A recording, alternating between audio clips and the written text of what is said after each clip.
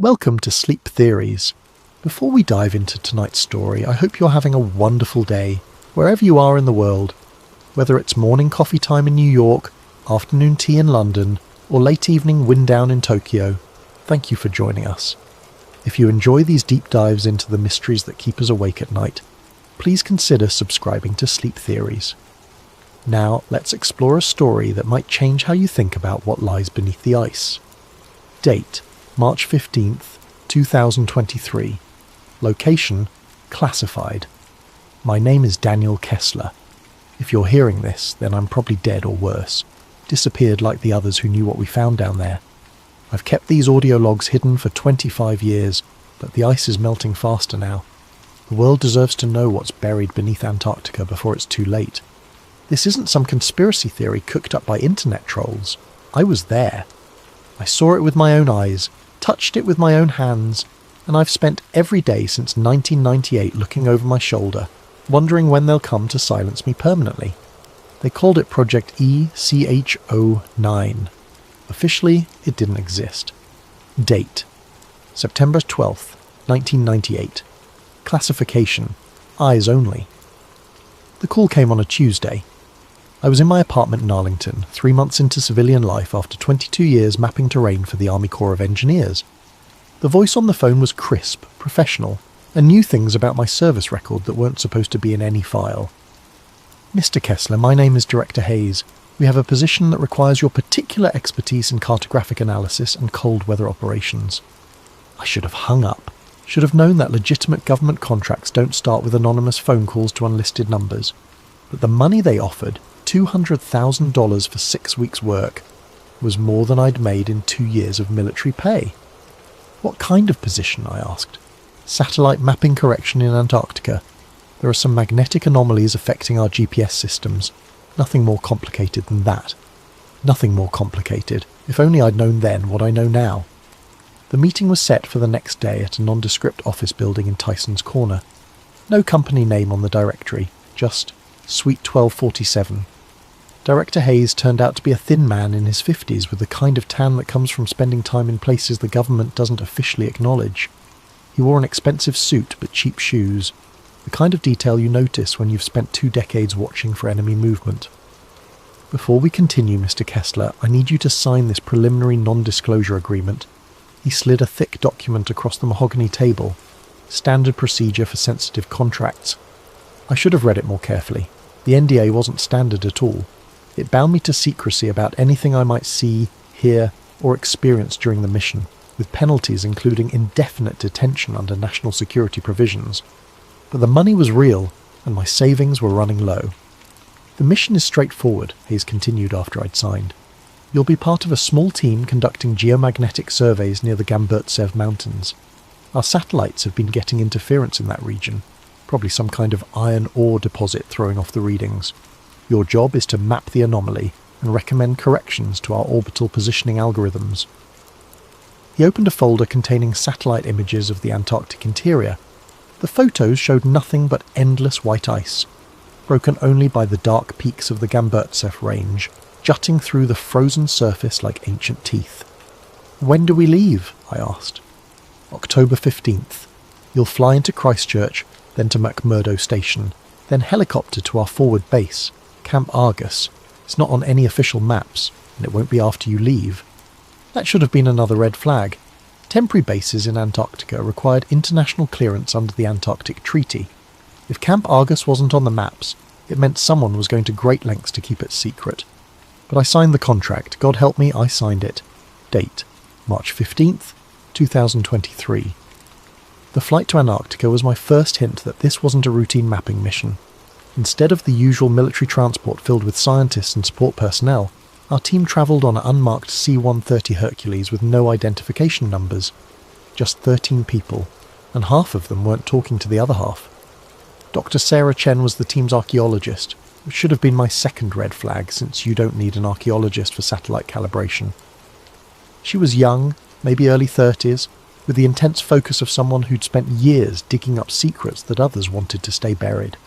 When I asked why she was on a mapping mission, she just smiled and said, "Insurance, in case we find something older than expected." Colonel Marcus Webb and General Patricia Morrison were the military contingent. Webb was Army Intelligence, Morrison was Air Force Strategic Command. Neither would tell me why two generals were needed for a GPS correction mission. They spent most of the flight huddled over classified briefings, speaking in code words I didn't recognise. Then there was Dr. James Holbrook, the linguist. That was red flag number 3. Why would we need someone who specialised in ancient languages for a geological survey? The rest of the team was made up of technicians, a medical officer, and 2 men who claimed to be logistics coordinators, but carried themselves like special forces operators. Everything about the mission felt wrong, but by then we were already crossing the Ross Ice Shelf and it was too late to turn back. McMurdo Station was exactly what I expected. A ramshackle collection of prefab buildings and research facilities scattered across the ice like a frontier town. What I didn't expect was how quickly we were shuffled through processing and loaded onto helicopters for the final leg to Camp Argus. The flight took 3 hours over terrain that looked like the surface of an alien world, miles and miles of white nothing, broken only by the occasional crevasse or mountain peak.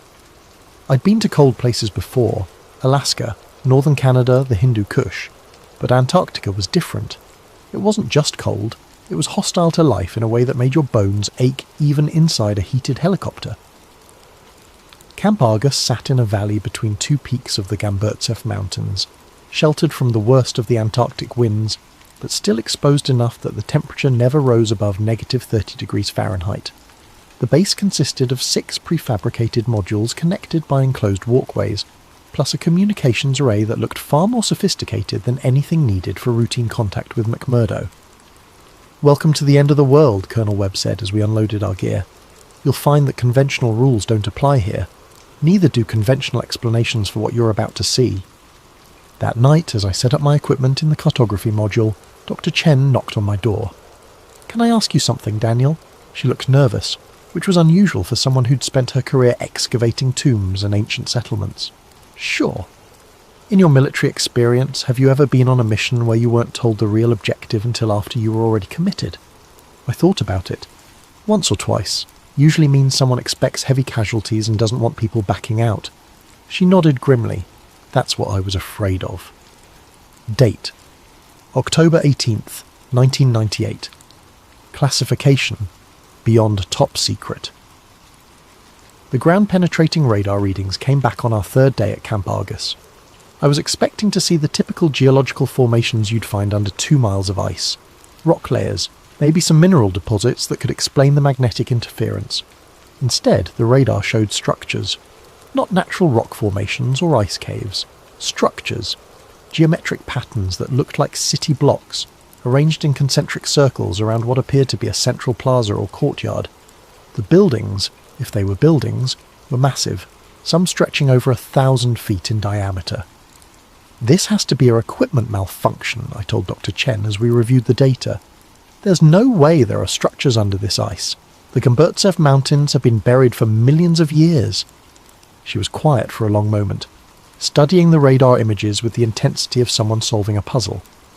What if they haven't been buried for millions of years? What if they were built after the ice formed? That's impossible. Nothing could survive under 2 miles of solid ice. "Nothing we know of," she corrected. "But look at this." She pointed to a section of the radar data showing what appeared to be tunnels or passages connecting the structures.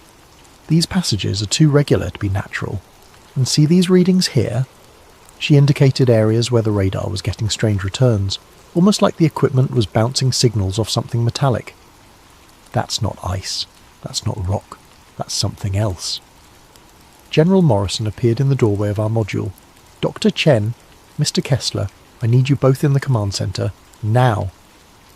The command center was buzzing with activity. Banks of computers displayed data streams I didn't recognize, and several technicians were working frantically to process incoming information. On the main screen was a 3-dimensional model of what lay beneath the ice, based on our radar surveys. It looked like a city. Not just any city, but one designed according to principles I'd never seen before. The streets didn't follow standard grid patterns or organic growth typical of human settlements. Instead, they formed complex geometric shapes, spirals, hexagons, patterns that seemed to shift and change depending on how you looked at them. "Gentleman, lady," General Morrison addressed the room, What you're seeing is why you're really here. 3 weeks ago, thermal imaging from one of our reconnaissance satellites detected heat signatures in this region. Not geological heat, artificial heat, in patterns that suggest active systems or processes. Colonel Webb stepped forward with a laser pointer. The structures you're seeing extend approximately 4 miles beneath the ice. Initial analysis suggests they're constructed from some kind of stone we've never encountered before, combined with metal alloys that our spectrographic analysis can't identify. Dr. Holbrook, the linguist, spoke up. General, have you considered the possibility that these structures predate known human civilization? Some of the geometric patterns match Proto-Sumerian mathematical concepts, but with advances that shouldn't have been possible for Bronze Age cultures. We've considered many possibilities, Doctor, Morrison replied. What we need now is access. We're going to drill down to the first level of structures and establish direct contact with whatever's down there. The room fell silent. I felt a chill that had nothing to do with the Antarctic cold. Mum, I said carefully, if there are artificial heat signatures and unknown materials down there, shouldn't we be proceeding with extreme caution? We don't know what we're dealing with. General Morrison's expression didn't change. Mr. Kessler, this site was first detected in 1947 during Operation High Jump. The Soviet Union found it again in 1956. The Chinese have been conducting unauthorized surveys here since 1987. We're not the first ones to find this place. We're just the first ones who might actually be able to do something about it. That was the moment I realized I wasn't part of a mapping mission. I was part of something much larger and more dangerous than I could have imagined. Date: March 16th, 2023. The drilling began at dawn on October 20th. They brought in equipment I'd never seen before. Thermal lance systems that could melt through ice at temperatures that should have been impossible to generate in Antarctica. The power requirements alone should have required a small nuclear reactor, but our generators were conventional diesel units. Where did this equipment come from? I asked one of the technicians. He just shrugged. Above my pay grade, buddy. They tell me to operate it. I operate it. The drilling went faster than anyone expected. Instead of the weeks it should have taken to penetrate 2 miles of solid ice, we reached the first structure level in just 4 days. The thermal lances weren't just melting ice. They were cutting through it like it was butter, creating a perfectly cylindrical shaft 8 feet in diameter. Dr. Chen was monitoring the drill progress when she called everyone to the command center. You need to see this, she said, her voice tight with excitement and fear. The drill had broken through into an open space. The cameras mounted on the thermal lance showed a vast chamber, easily 100 feet high, with walls made of the same black stone we'd detected on radar. But the stone wasn't rough or primitive. It was polished to a mirror finish, with surfaces so smooth they seemed to absorb light rather than reflect it. My God, Dr. Holbrook whispered, look at the walls. Carved into the black stone were symbols, not random scratches or primitive pictographs, but complex mathematical and linguistic patterns. The symbols seemed to shift and move in the camera light, creating optical illusions that made it difficult to focus on any individual character. Those aren't human, Dr. Chen said quietly. I've studied every known ancient writing system, and this is something else entirely. The mathematical concepts alone suggest a civilization with scientific knowledge far beyond anything we've achieved. General Morrison was already on the satellite phone with someone whose authority clearly exceeded even hers. I caught fragments of the conversation. Confirmed structural integrity, unknown composition, recommend immediate excavation team. But it was Colonel Webb who said what we were all thinking. We're not the first humans to see this place. Someone's been down there before us. He was pointing at something in the far corner of the chamber, equipment that looked decidedly human in origin. Abandoned drilling gear, cables, and what appeared to be scientific instruments, all covered in ice and corrosion. Soviet markings, Webb continued, probably from their 1956 expedition, which means they got further than anyone admitted. That night I couldn't sleep. The implications of what we'd found were staggering. If there really was an ancient civilization buried under Antarctica, one with technology that exceeded our current capabilities, then everything we thought we knew about human history was wrong. But more disturbing was the realization that the world's major powers had known about it for decades and kept it secret. I was reviewing the day's radar data when Dr. Chen knocked on my door again. This time she looked genuinely frightened. "Daniel, I need to show you something, but you have to promise me you won't tell the generals until I figure out what it means." She led me to her module and pulled up a series of photographs she'd taken of the symbols on the chamber walls. Using image enhancement software, she'd been able to isolate individual characters and compare them to known ancient languages. "These symbols," she said, pointing to a sequence of intricate carvings, "they're not just decorative. They're instructions, mathematical formulas, star charts, and something else. Something that looks like a warning." "A warning about what?"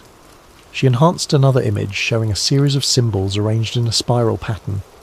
"I'm not entirely sure, but based on the mathematical relationships and the astronomical references, I think it's a countdown.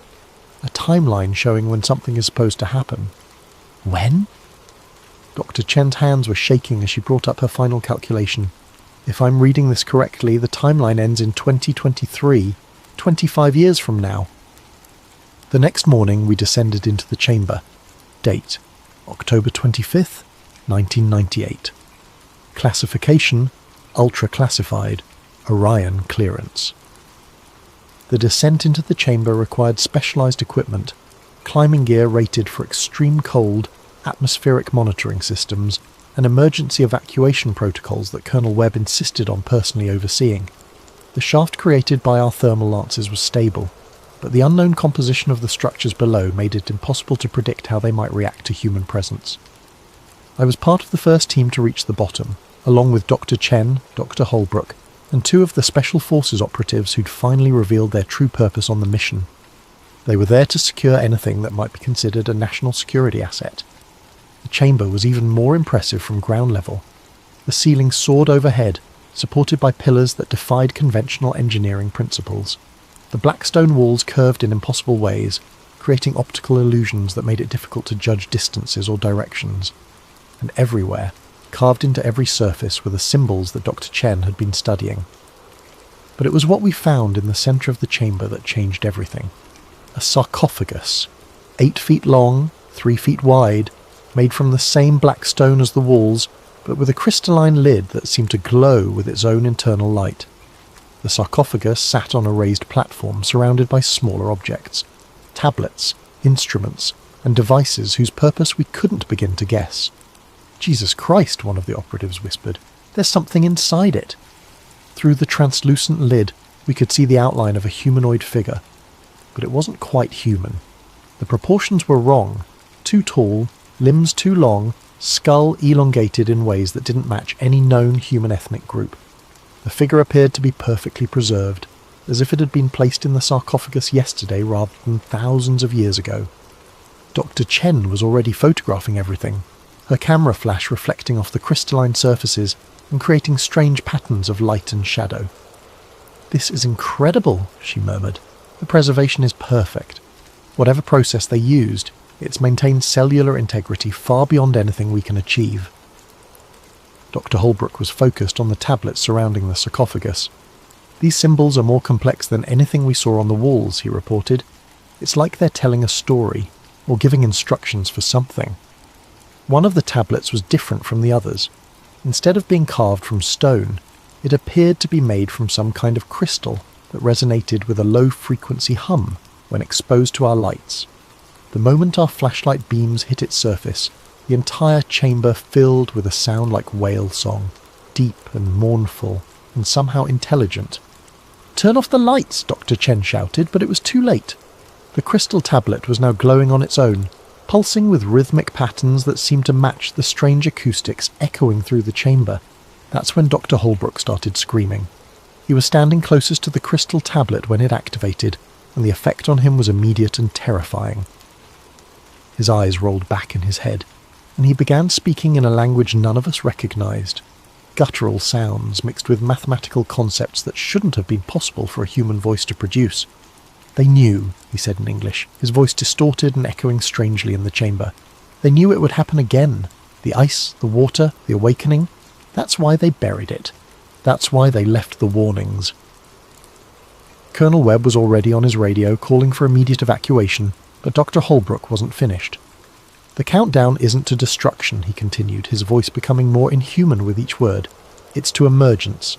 When the ice melts enough, when the barriers weaken, they'll return, and we won't be ready. Then he collapsed, and we never heard him speak coherently again. The evacuation from the chamber was chaotic. Dr. Holbrook was unconscious but still muttering in that inhuman language, and the crystal tablet continued to pulse with increasing intensity. Worse, the sarcophagus itself was beginning to respond to the tablet's activation, its crystalline lid glowing brighter, and the preservation systems inside making sounds like machinery powering up after centuries of dormancy. We were halfway up the shaft when the seismic alarm started going off. Date: March 16th, 2023. The earthquakes weren't natural. I've been in enough natural disasters to know the difference between tectonic activity and something artificial. These tremors were rhythmic, purposeful, like the heartbeat of something enormous waking up deep beneath the ice.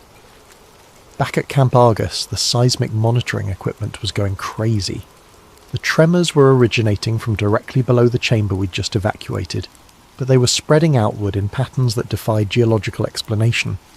It was as if our presence in the chamber had triggered some kind of activation sequence in the structures below. Dr. Holbrook was in the medical module, sedated but still occasionally muttering in that strange language. Our medical officer, Dr. Patricia Vance, was baffled by his condition. "His brain activity is off the charts," she reported to General Morrison. "It's like he's processing information at 10 times normal human capacity, but the strain is causing severe neurological damage. If this continues, he'll suffer permanent brain damage or death within hours." General Morrison's response was immediate and chilling.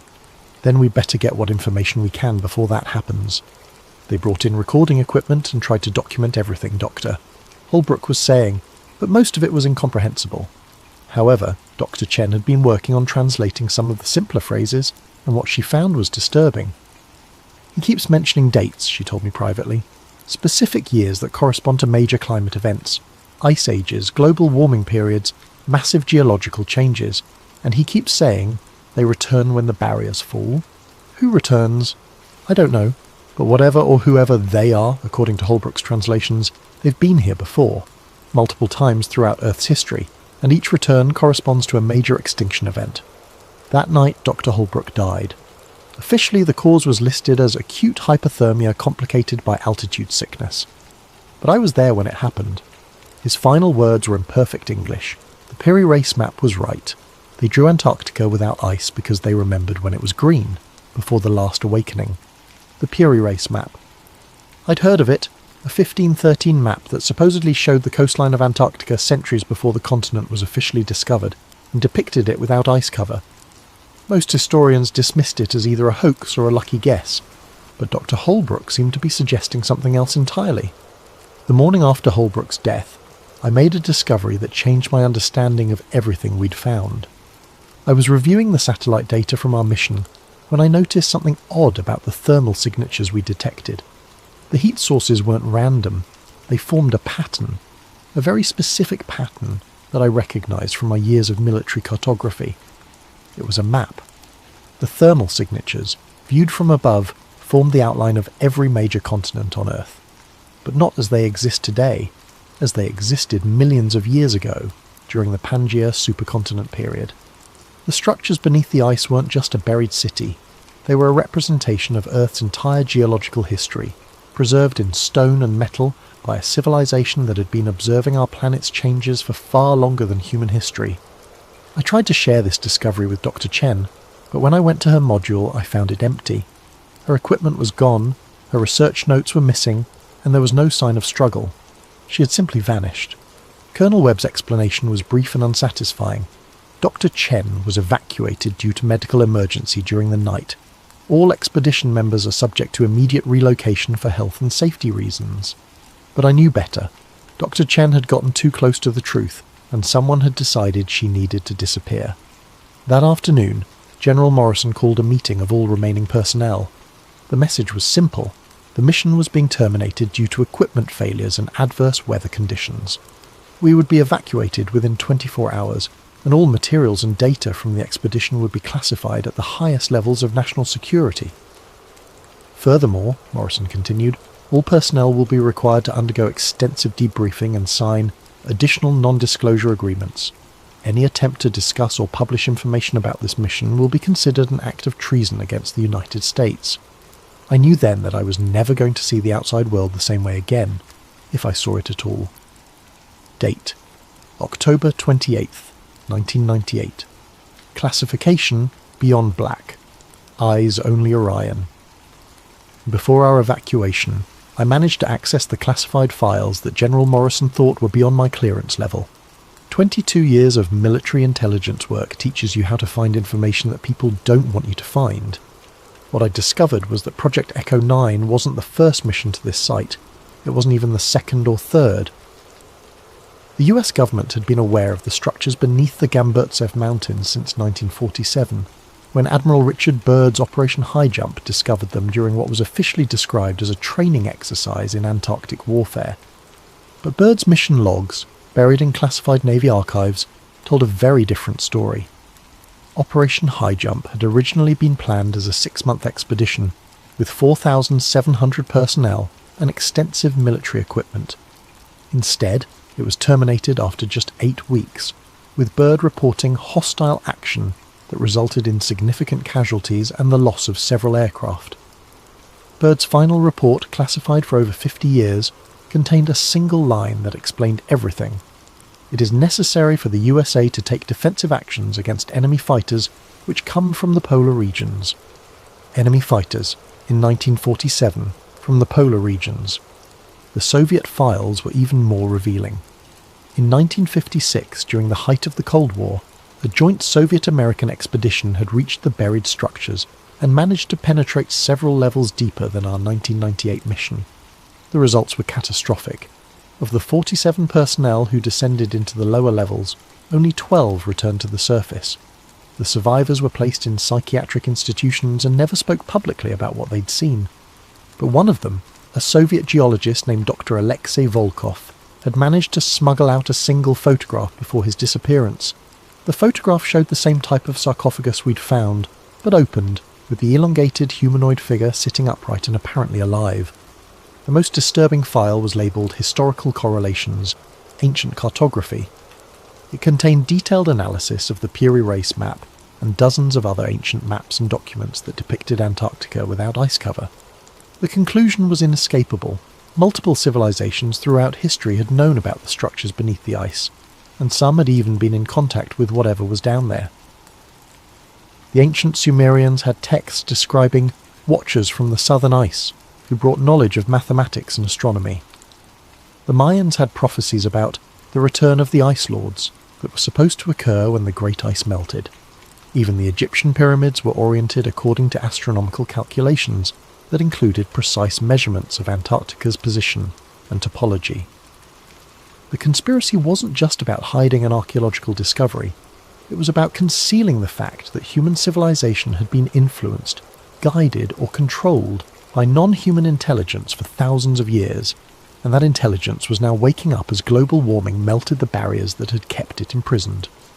The final file in the classified archive was a climate projection study commissioned by the Pentagon in 1987.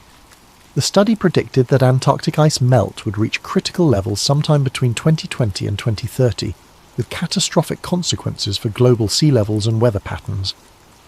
But buried in the technical data was a single line that revealed the real concern.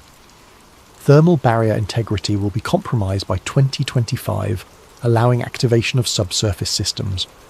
They knew, the government, the military, the intelligence agencies, they all knew that climate change wasn't just going to flood coastal cities and disrupt weather patterns.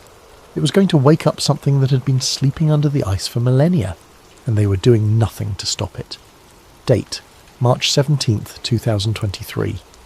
The evacuation from Camp Argus was the most terrifying experience of my life, and I'd been shot at by enemy forces in 3 different countries. It wasn't the helicopter ride through an Antarctic storm or the mechanical problems that nearly crashed us into the Ross Ice Shelf. It was the realization that I was never going to be allowed to tell anyone what I'd seen.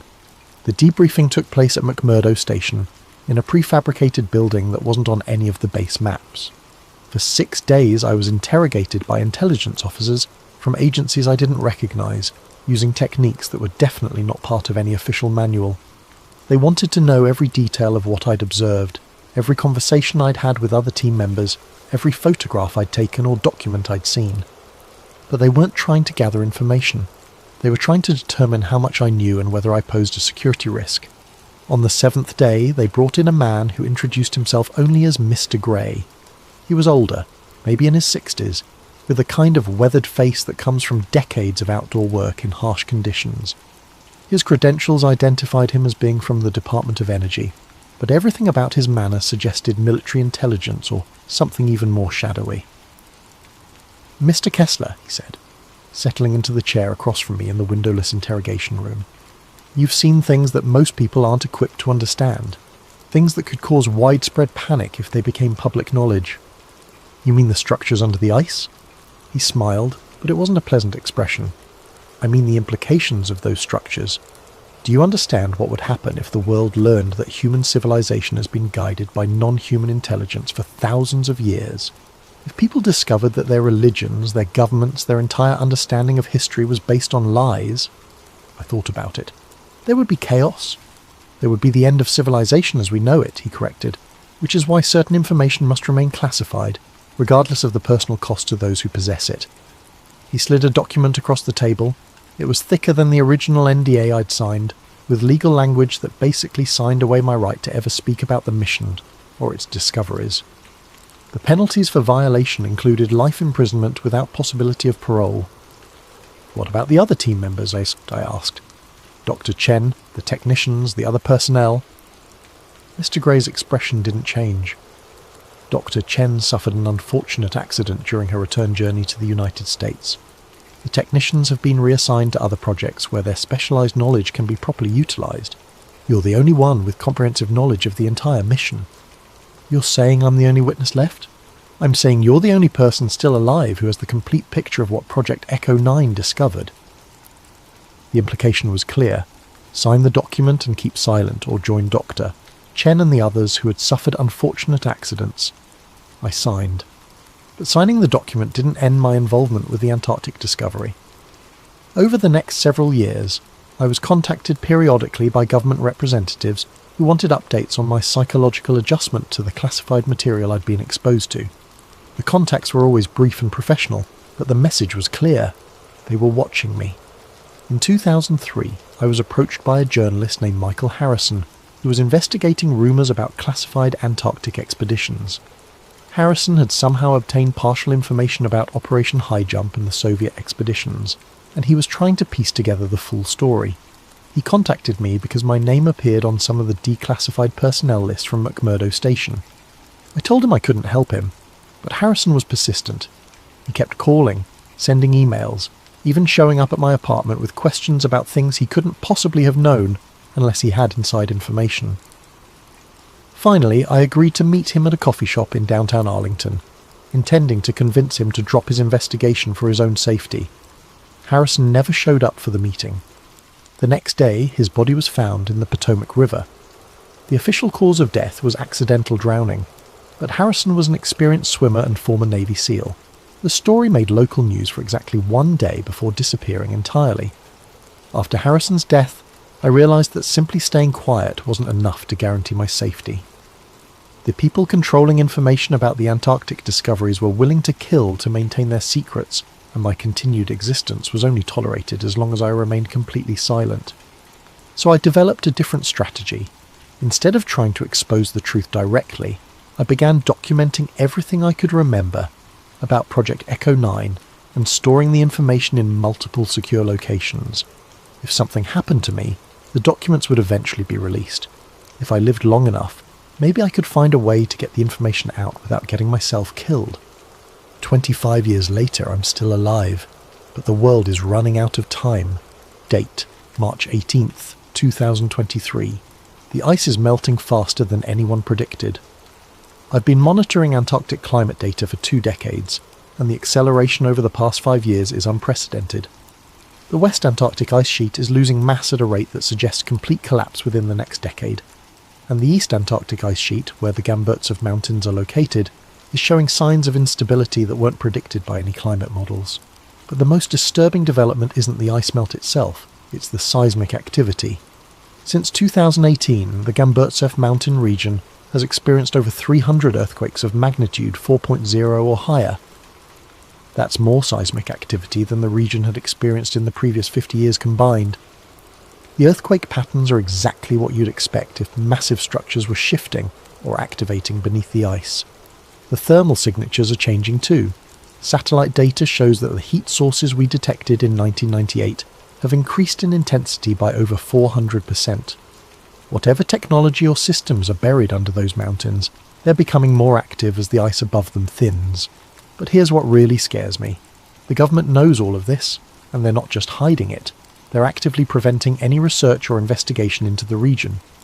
The Gamburtsev Mountains are now completely off limits to all scientific expeditions, with a restricted airspace designation that allows military aircraft to shoot down any unauthorized flights.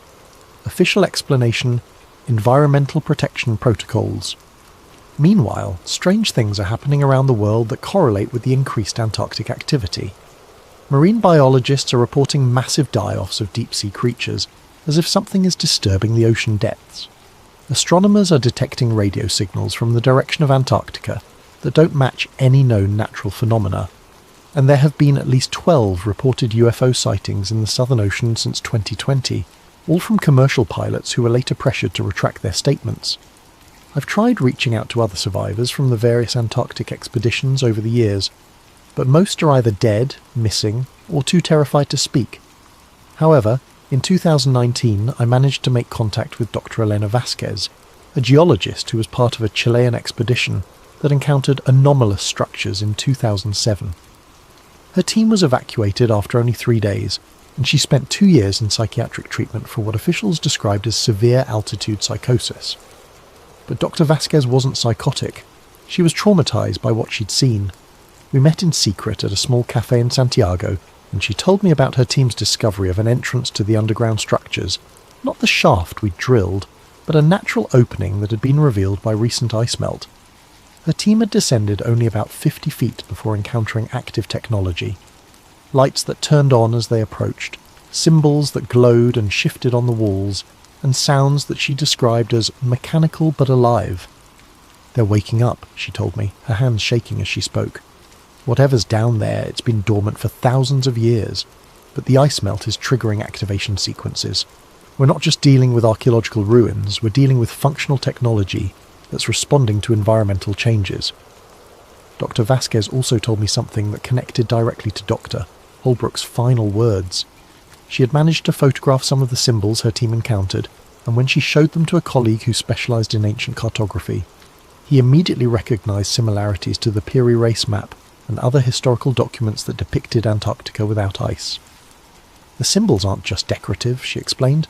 "They're coordinates, star charts and geographical references that show Earth as it existed during different geological periods. But more than that, they show Earth as it will exist in the future, when the ice caps melt completely." The implications were staggering. The intelligence buried under Antarctica hadn't just observed Earth's geological changes over millions of years, it had predicted them. Climate change wasn't an accidental byproduct of human industrial activity. It was part of a cycle that had been planned and anticipated by non-human intelligence long before humans even existed. Dr. Vasquez died in a car accident 6 months after our meeting. The brake lines on her vehicle had been cut. Date: present-day analysis. March 2023. Classification: Personal Archive. D. Kessler.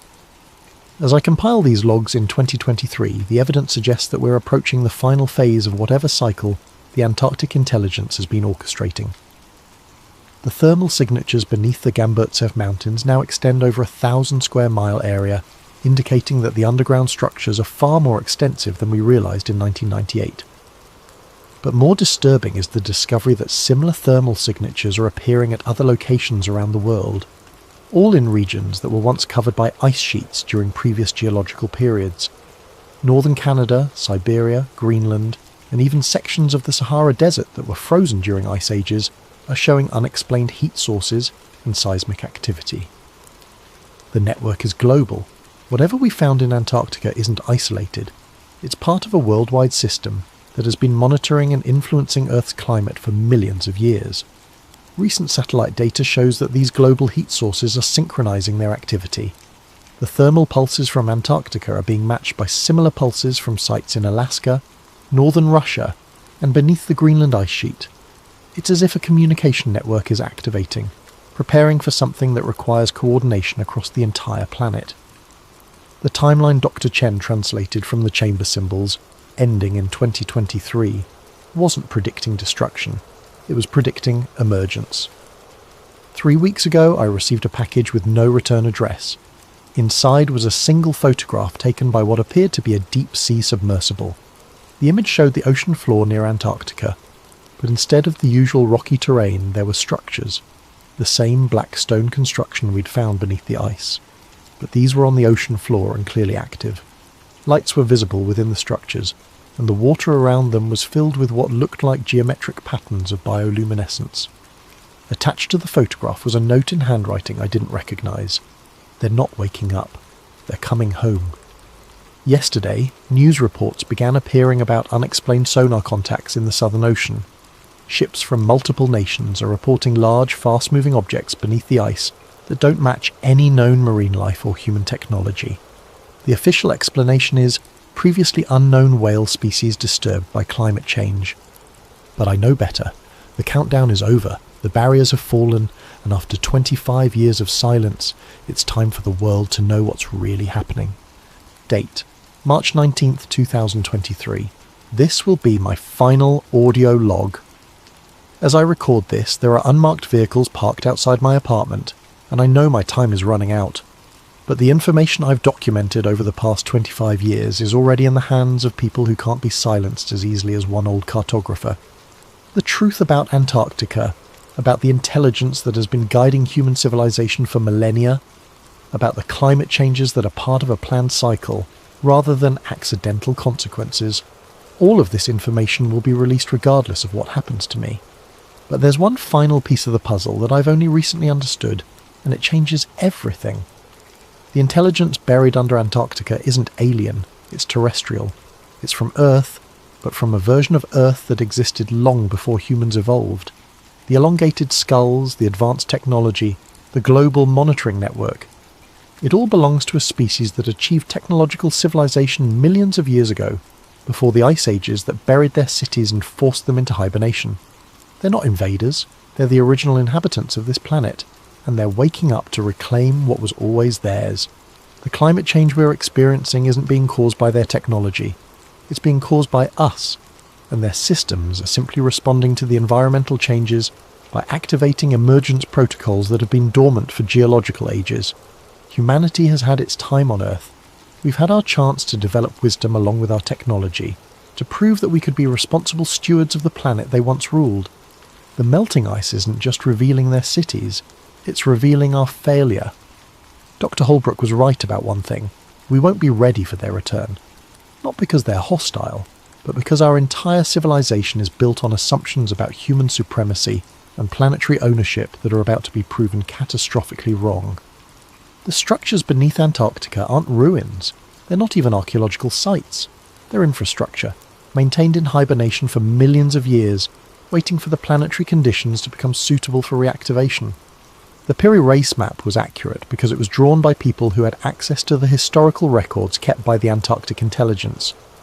Every ancient civilization that achieved sufficient sophistication was contacted and guided by the sleeping guardians beneath the ice.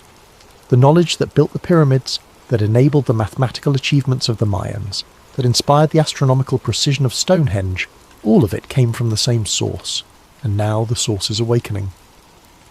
I can hear vehicles stopping outside my building, multiple engines, coordinated movement, professional voices using radio protocols I recognise from my military days.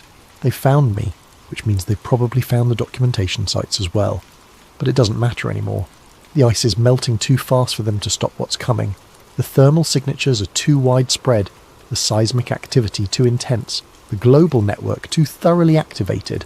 Within the next 5 years, possibly sooner, the world will witness the emergence of a technological civilization that makes our greatest achievements look like Stone Age tools. Whether humanity survives that emergence will depend on whether we can adapt to being the junior species on a planet that was never really ours to begin with.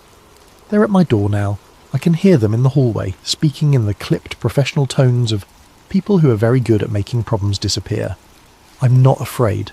25 years of carrying this secret has been its own kind of prison, and knowing that the truth will finally come out, one way or another, is almost a relief. To whoever finds these recordings, the countdown is over, the barriers have fallen, the real history of Earth is about to begin. This is Daniel Kessler, former military cartographer, survivor of Project Echo 9, signing off. Audio recording ends at 23:47:12 GMT, March 19th, 2023. Device found in apartment 2C, 1247 Arlington Boulevard, following disappearance of resident Daniel Kessler. Subject's whereabouts remain unknown. All materials related to this case are classified under National Security Directive 7741-Omega. Agent Morrison, DHS Special Activities Division. Date: June 15th, 2025. Source: anonymous data dump on multiple file-sharing platforms. The files attributed to Daniel Kessler appeared simultaneously on over 200 websites worldwide on June 15th, 2025, exactly 27 months after his disappearance. Despite immediate efforts by government agencies to remove the materials, the files had been downloaded millions of times within the first 24 hours of their release. Accompanying the audio logs and mission files was a collection of satellite imagery, seismic data, and classified documents that supported Kessler's claims about Antarctic activity. Independent verification of the satellite data confirmed massive thermal signatures beneath the Gamburtsev Mountains, as well as similar signatures at locations in Alaska, Siberia, and Greenland. Of particular note was a series of photographs taken by deep-sea research vessels showing structures on the Antarctic ocean floor that matched descriptions in Kessler's files. The photographs appeared to have been taken over a period of several years, showing the gradual activation of lights and systems within the underwater structures. Perhaps most disturbing was the final document in the data dump, a climate projection study showing accelerated ice melt rates that would expose significant portions of the Antarctic structures within the next 3 years.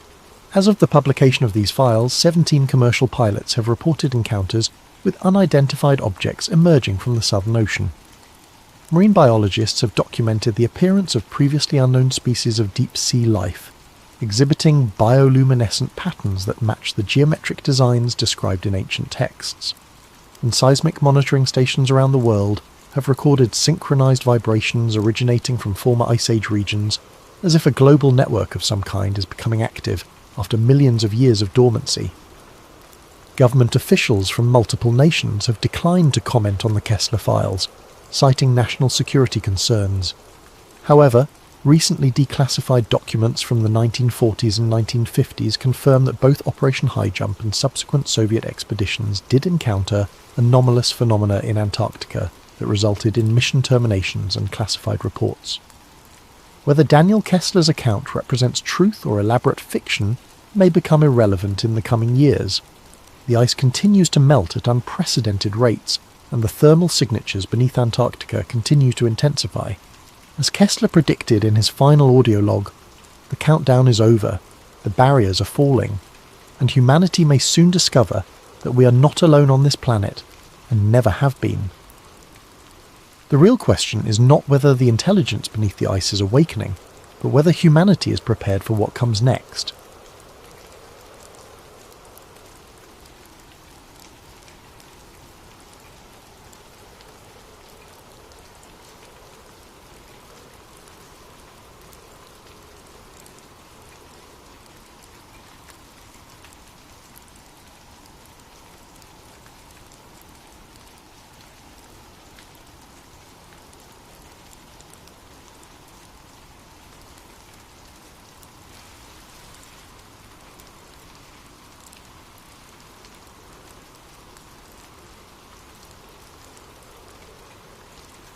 Recovered journal entry, classification redacted.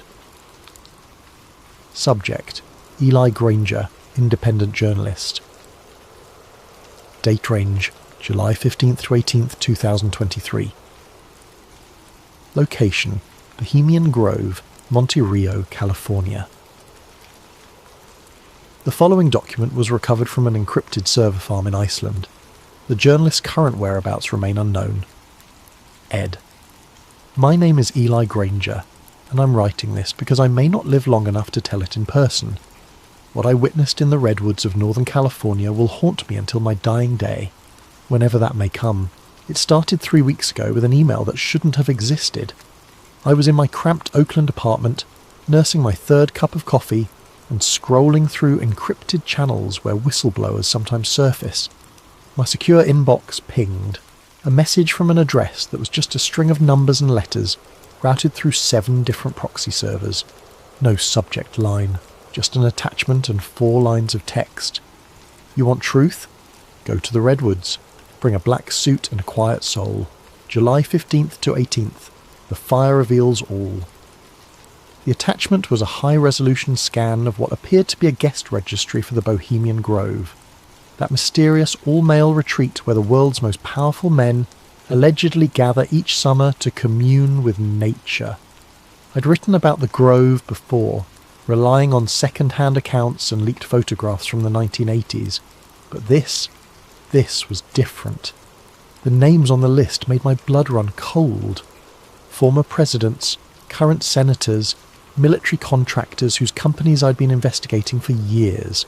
CEOs of tech giants, pharmaceutical corporations, defense contractors, media moguls who controlled the narrative of entire nations, all scheduled to attend something called the Midsummer Encampment.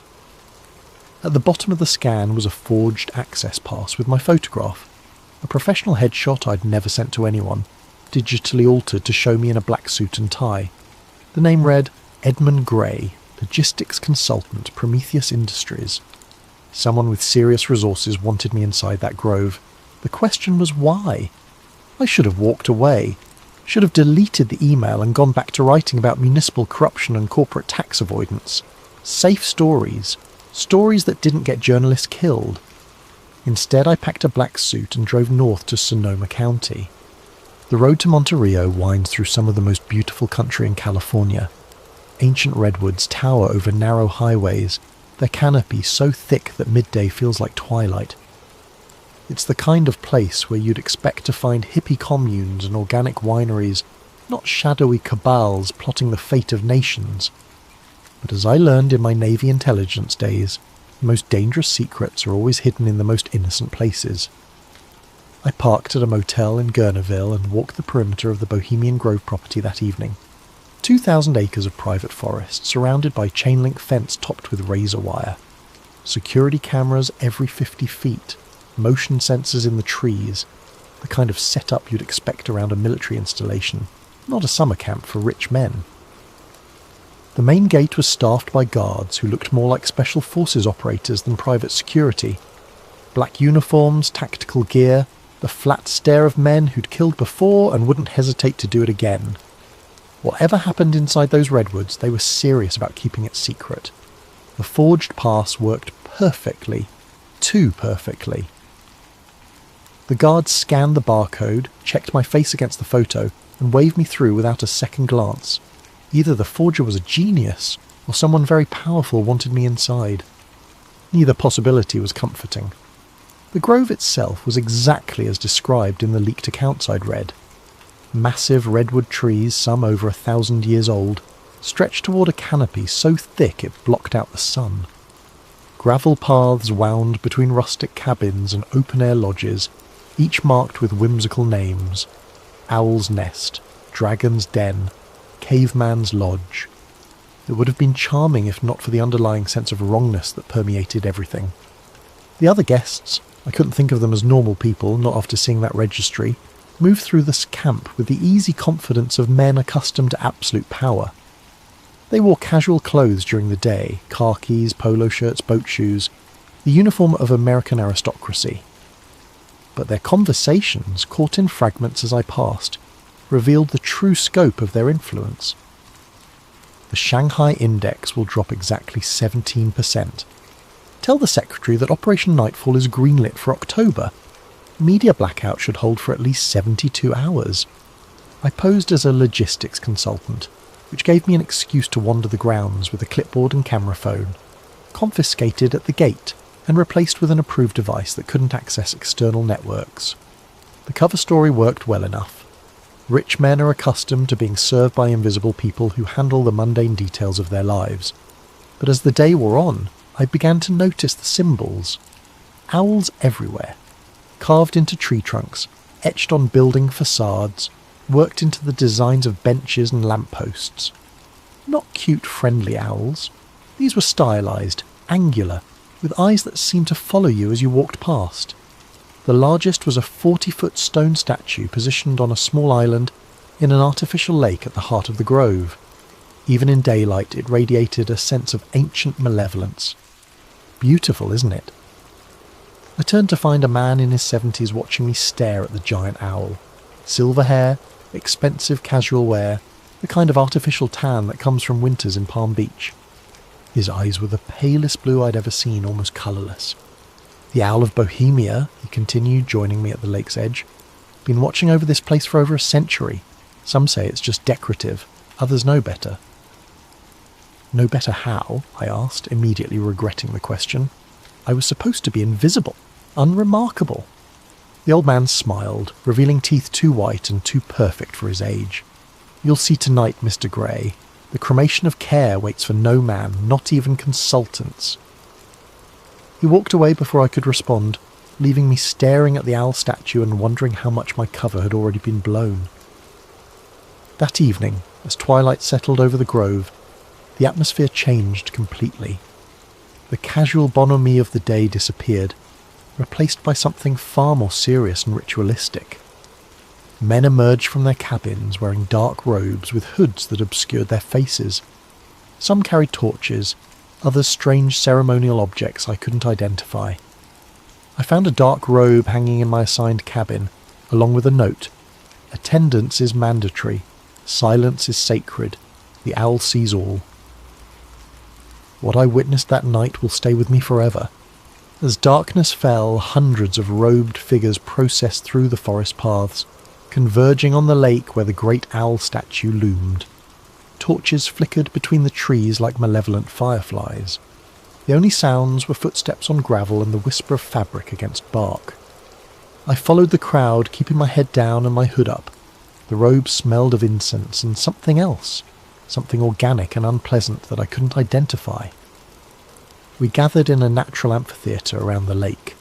The owl statue dominated the scene, its eyes seeming to glow red in the torchlight. A wooden boat had been prepared at the water's edge, and in it lay what appeared to be the effigy of a child, small, wrapped in white cloth, disturbingly lifelike. But as I stared at the bundle, a horrible doubt crept into my mind. The proportions were too perfect, the weight distribution too natural. The way the cloth clung to what lay beneath suggested something more substantial than straw and sawdust. A figure in an elaborate robe stepped onto a platform beside the owl. Even with his face hidden, I recognised the bearing and voice of a man who'd been on television every night for years. A former president whose policies had shaped a generation. Brothers of the Grove, his voice boomed across the water, amplified by hidden speakers. We gather once again beneath the ancient eyes of wisdom to perform the sacred rite that frees us from the burdens of conscience. The crowd responded in unison. We banish care and cast it to the flames. Care, that pale and common thing that binds the hands of power. Care that whispers doubt in the ears of decision. Care that stays the sword of necessary action. We banish care and cast it to the flames. The ritualized call and response continued for nearly an hour. Invocations to ancient deities whose names I recognized from my study of Middle Eastern mythology. Moloch, the Carthaginian god of child sacrifice. Enlil, the Mesopotamian lord of wind and authority. Names that shouldn't have been spoken by American leaders in the 21st century. But the most disturbing element wasn't the pagan imagery, or even the suggestions of child sacrifice. It was the casual way these men, titans of industry, shapers of policy, guardians of democracy, participated in rituals that explicitly celebrated the abandonment of human compassion. The ceremony reached its climax when the boat carrying the effigy was pushed out onto the lake. Flames erupted from the water around it, hidden gas jets, I realised, creating the illusion of supernatural fire. The figure in the boat burned quickly, the white cloth falling away to reveal I still can't be certain what I saw. In the flickering light, with smoke obscuring my vision and my mind reeling from the horror of it all, it might have been an elaborately constructed mannequin. The realistic movement could have been caused by the flames consuming internal supports. The sounds, brief, high-pitched, quickly cut off, might have been air escaping from burning materials.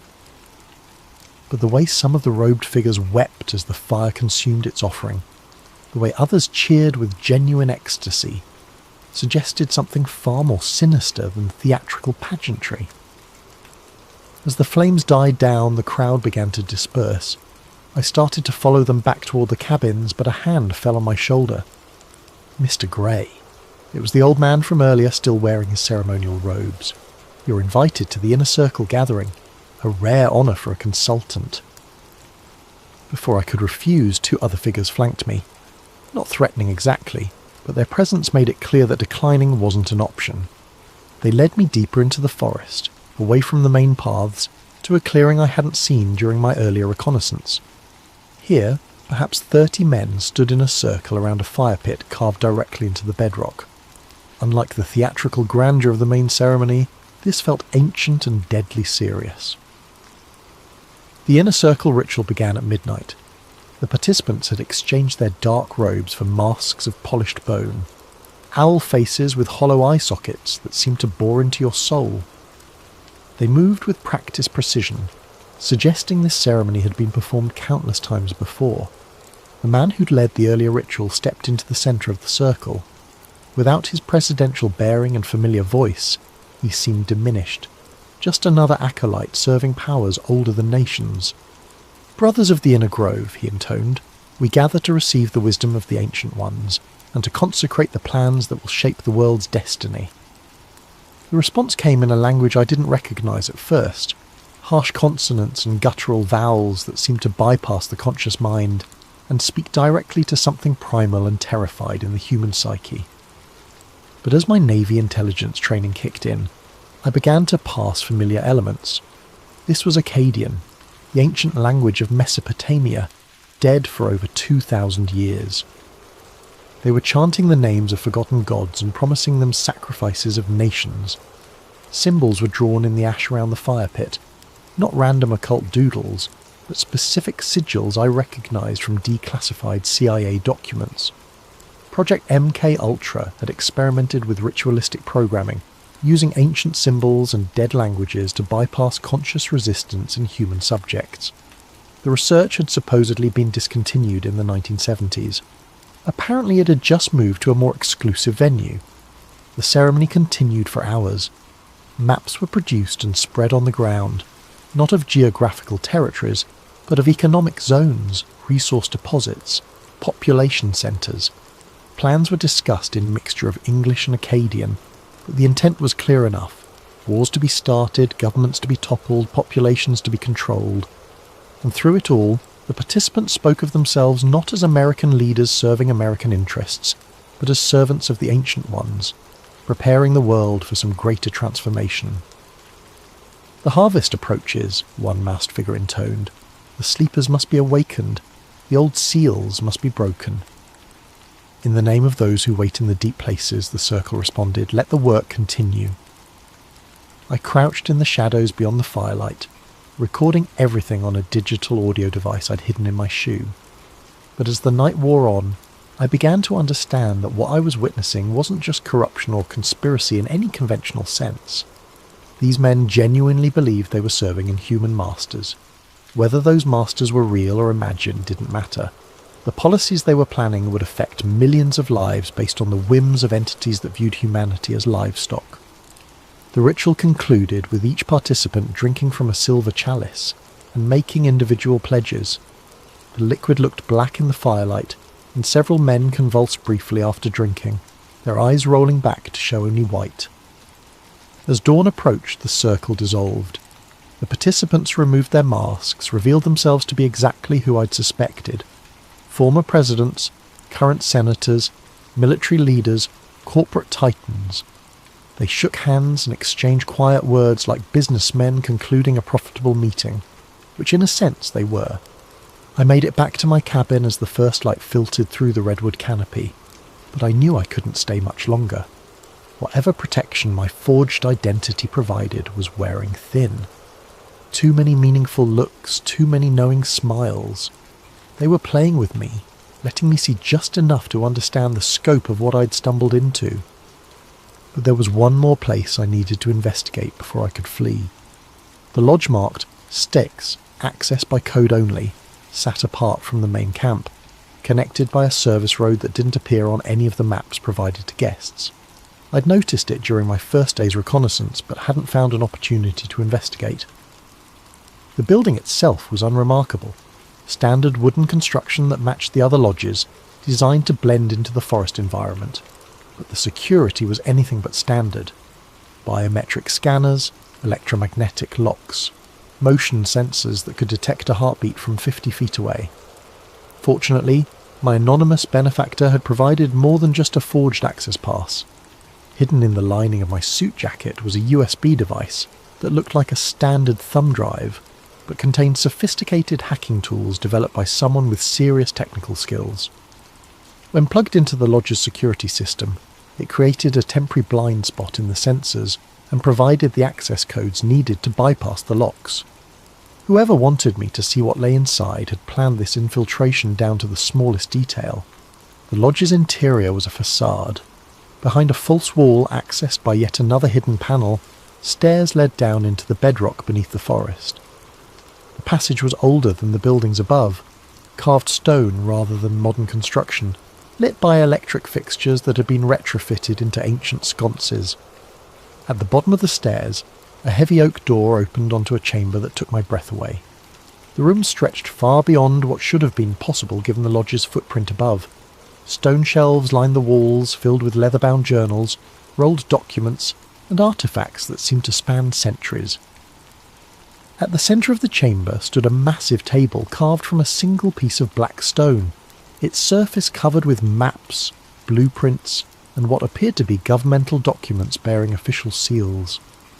I started with the journals, selecting one at random from a shelf marked 1923 to 1945. The handwriting was elegant, old-fashioned, but the contents were anything but quaint. The European situation proceeds according to plan. Our associates in Berlin understand their role, though they believe themselves to be serving the fatherland rather than the ancient ones. The sacrifice of the lesser peoples will provide the spiritual energy necessary for the next phase of the great work. Another journal, this one more recent. Operation Mockingbird exceeds all expectations. The media outlets respond to our guidance without question, believing they serve journalistic integrity, while actually perpetuating the narratives required for population control. The sleeping masses accept whatever reality we provide. But it was the documents on the central table that truly shattered my understanding of how the world worked. Blueprints for the USA Patriot Act dated 6 months before September 11th, 2001. Battle plans for the invasion of Iraq, complete with fabricated intelligence reports about weapons of mass destruction. Early drafts of social media algorithms designed not to connect people, but to divide them into manageable, controllable factions. And newer documents that made my blood run cold. Plans for a global pandemic response that prioritized control over public health. Blueprints for digital currency systems that would eliminate financial privacy entirely. Population reduction strategies disguised as environmental initiatives. The most disturbing document was a roster of participants going back to the 1870s, when the Bohemian Club was first founded. Names I recognised from history textbooks, titans of the Gilded Age who'd shaped America's industrial development. But also names that shouldn't have been there. Figures from much earlier periods, some dating back centuries. Either the record keeping was fantastically inaccurate, or some of these participants weren't entirely human. At the bottom of the most recent page, a note in fresh handwriting. E. Granger, journalist, witnessed Inner Circle ceremony. July 16th, 2023. Asset or liability. Recommend termination if no compliance by dawn July 18th. They knew exactly who I was, had known from the moment I'd walked through their gates, the anonymous email, the forged pass, the convenient access codes. it had all been an elaborate test, and I was apparently failing. A motion sensor somewhere in the chamber beeped softly. Red lights began flashing along the walls. In the distance I could hear the sound of heavy footsteps descending the stone stairs. I grabbed as many documents as I could carry, stuffed them into my jacket and looked for another way out. But there was only one exit, and it was about to be filled with very unfriendly people.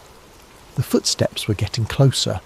Voices echoed down the stairwell, professional, clipped, the kind of tactical communication used by military operators. But then the lights went out. Emergency lighting kicked in a moment later, bathing everything in hellish red. And in that brief moment of darkness, I heard something that shouldn't have been possible. A voice speaking directly into my mind, words that bypassed my ears entirely. "Run, little journalist. Run and tell the world what you've seen.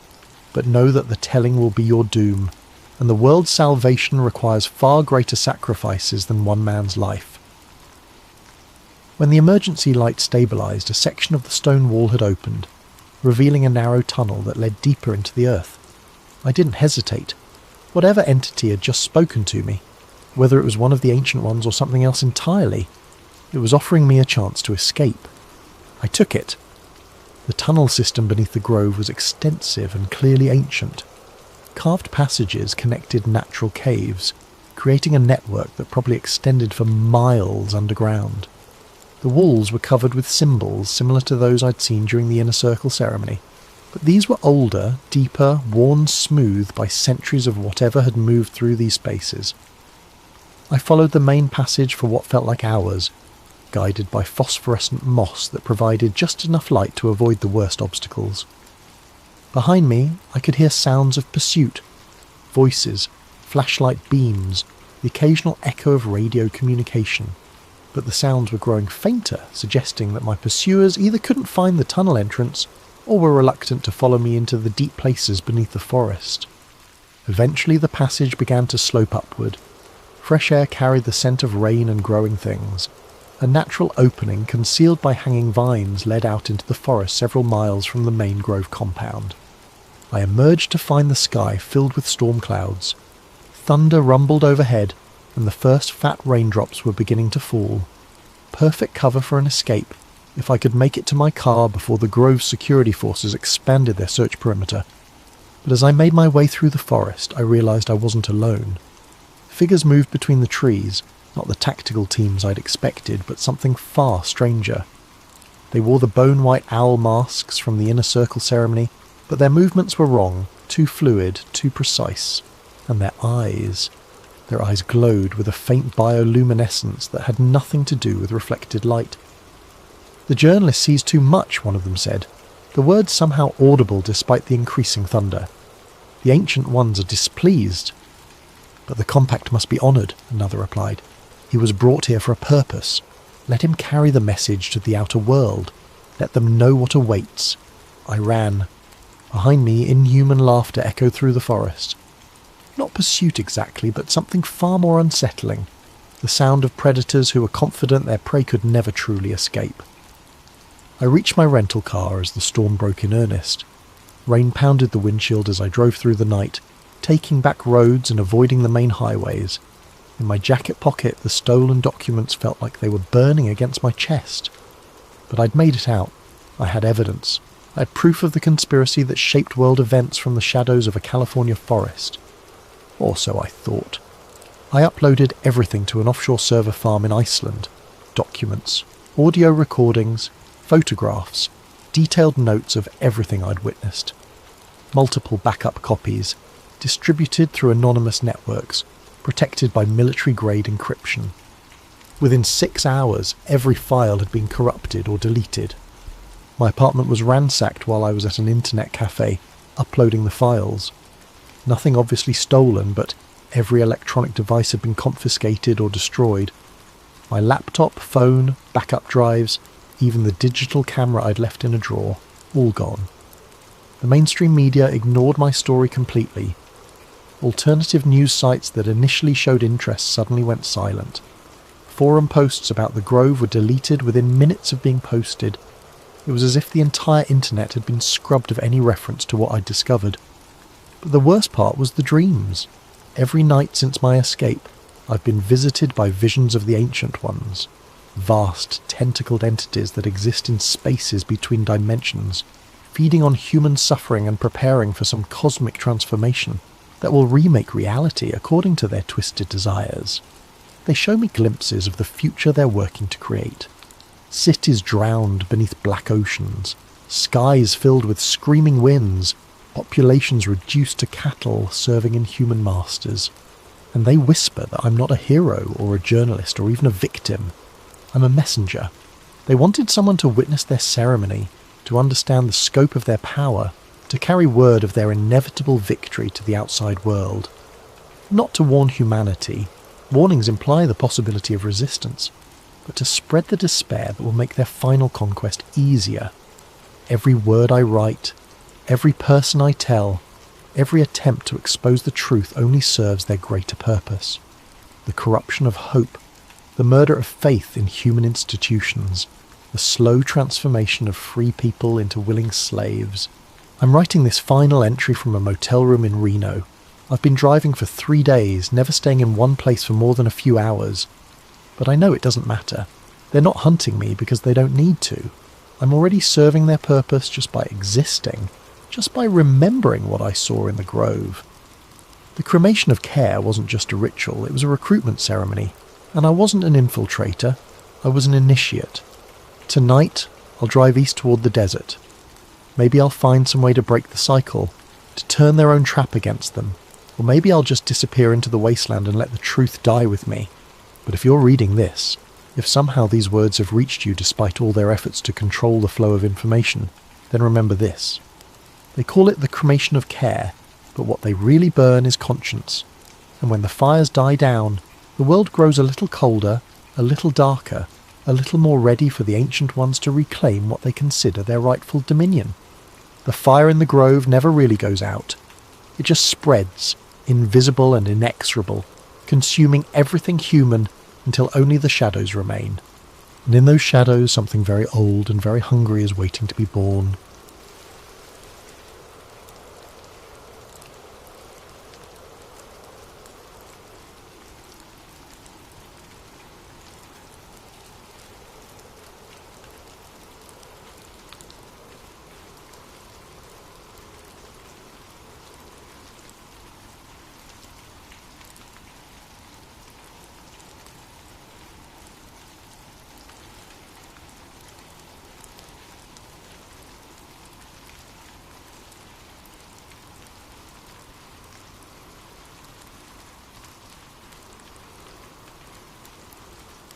Tonight, I'll be your guide on a journey into one of the coldest and most enduring mysteries of the Cold War era.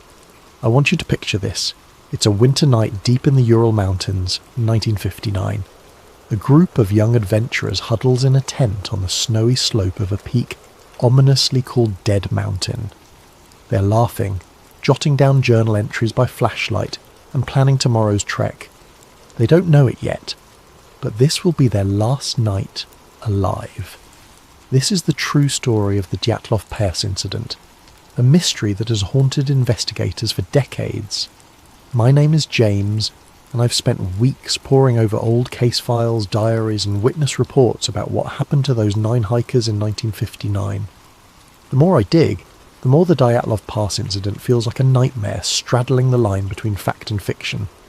So, let's delve into it together step by step as if we're investigators unravelling a case file. The story begins in late January 1959. 10 experienced ski hikers from the Ural Polytechnical Institute set out on an expedition to reach a mountain called a Torten in the northern Urals. They were all in their early 20s, 7 men and 2 women, except for one older instructor, and were led by a 23-year-old radio engineering student named Igor Dyatlov.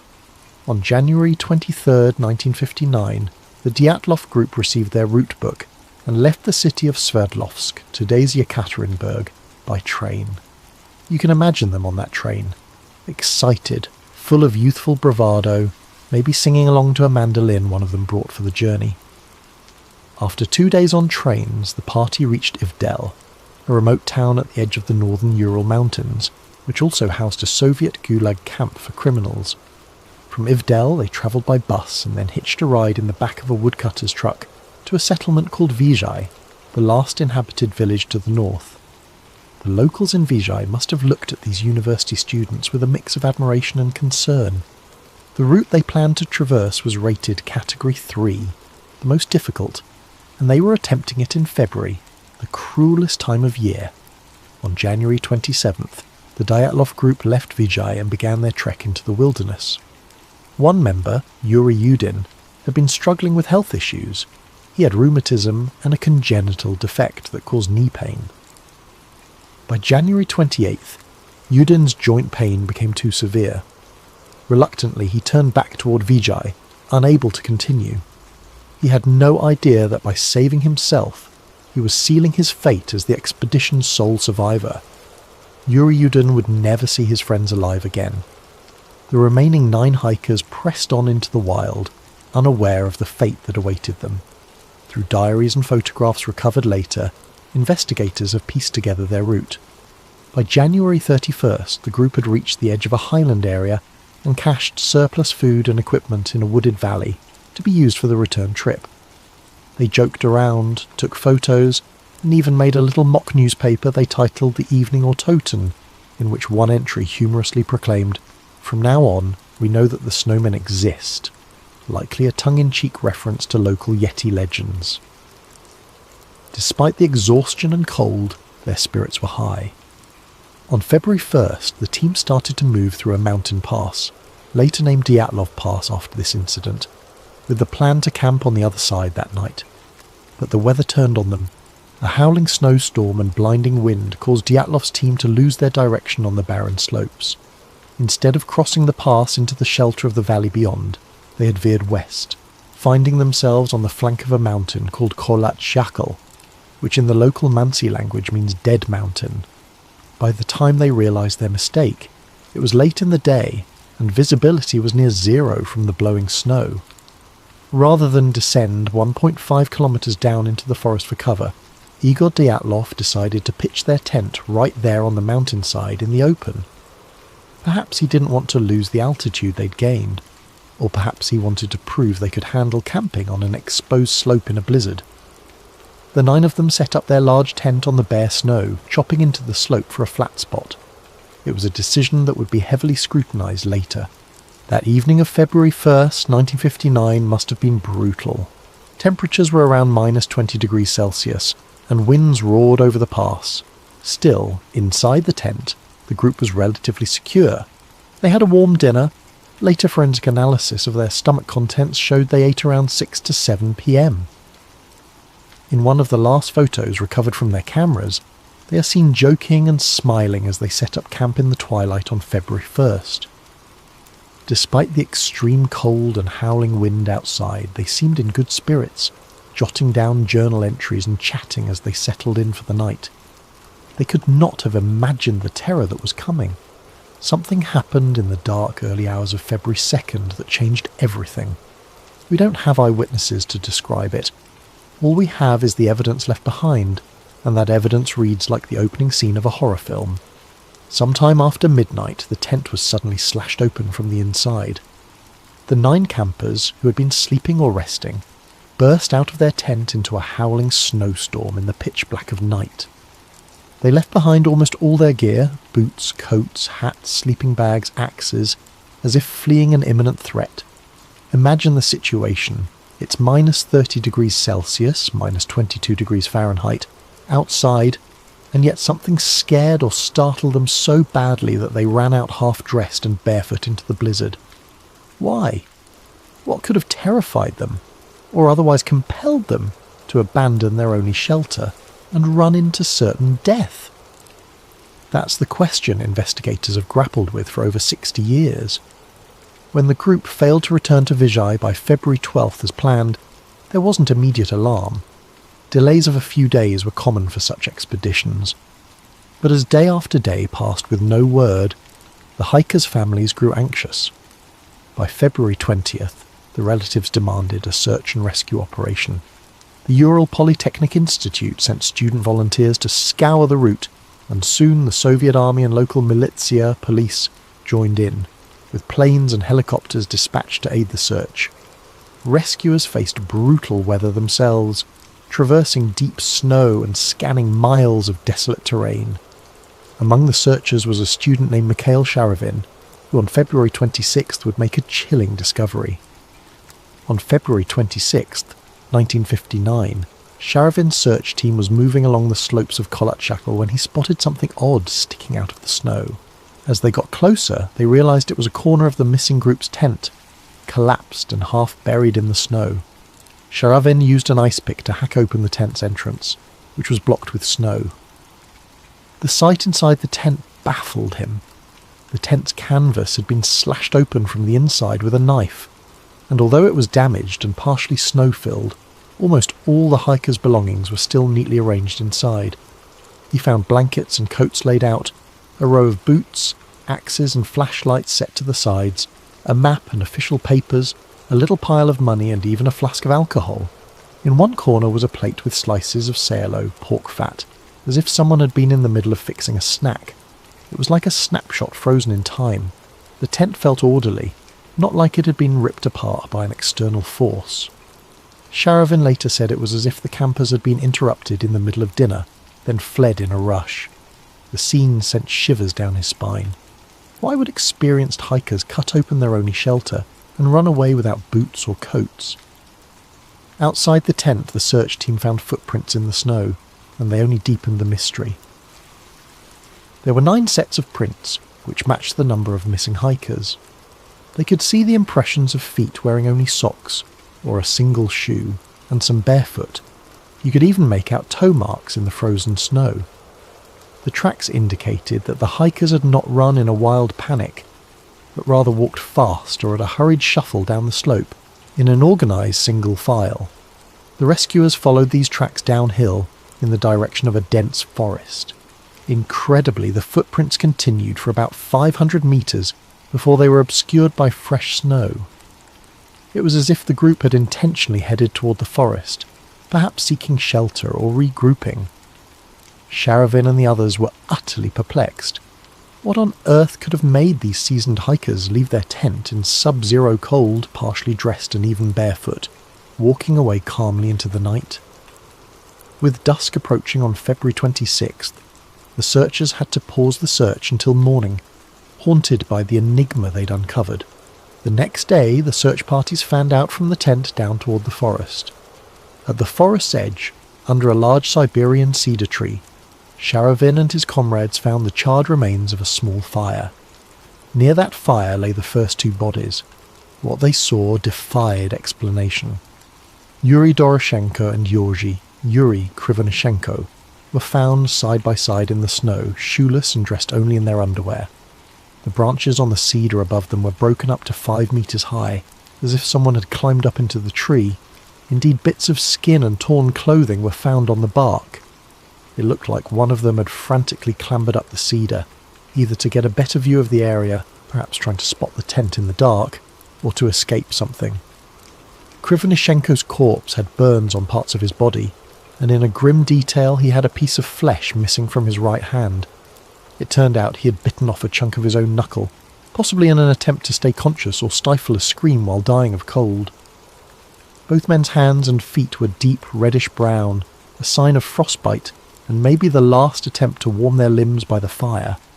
The tree's branches had been stripped for kindling, but the fire they managed to build was small and had burned out by the time they died. The image of these 2 friends huddled by a dead fire, slowly freezing to death in their underwear under a sky of endless black, is something I can't easily shake off. About 300 meters away from the cedar tree, toward the tent, the searchers found the body of Igor Dyatlov. He was lying face up in the snow, head oriented toward the tent up the slope, as if he had been trying to crawl back that way.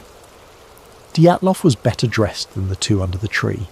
He wore a flannel shirt, a sweater, and pants, but notably, he had no coat and no boots, only socks on his feet. One arm was frozen upright, reaching toward the sky, clutching a small birch branch. His other hand was pressed to his chest. People who saw his body remarked that he appeared to be protecting something in his jacket or close to his heart. Perhaps a photograph or his notebook, though nothing of note was found on his chest. His face, when they cleared the snow, was strangely calm, eyes open. Not far from Dyatlov, searchers found Zinaida Zina Kolmogorova, the 22-year-old female student in the group. Zina was better dressed than Igor. She had on 2 sweaters and 2 pants, but she too lacked boots, wearing only socks. Her body was turned toward the tent and her arms were extended forward, bent at the elbows, as if she had been crawling uphill on her stomach, desperately trying to get back to the tent before the cold overtook her. On Zina's right side, the searchers noted a long, bright red bruise running along her torso, resembling a blunt force injury from a baton or the butt of a rifle. It was an odd injury to see, given that she had no other major external wounds. It took a few more days until March 5th to find Rustem Slobodin, the last of these first 5 bodies.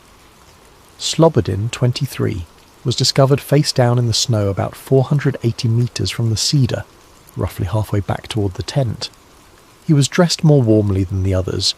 He had a long-sleeve undershirt, a sweater, 2 pairs of pants, 4 pairs of socks, and 1 felt-lined boot on his right foot, but his head was bare and his left foot was only in a sock. In his right hand, Slobodin clenched a small pocket knife, closed. An autopsy would later reveal that Slobodin had a fracture in his skull, about 7 inches long, consistent with a blunt impact. However, this crack in his skull was not deemed a fatal wound.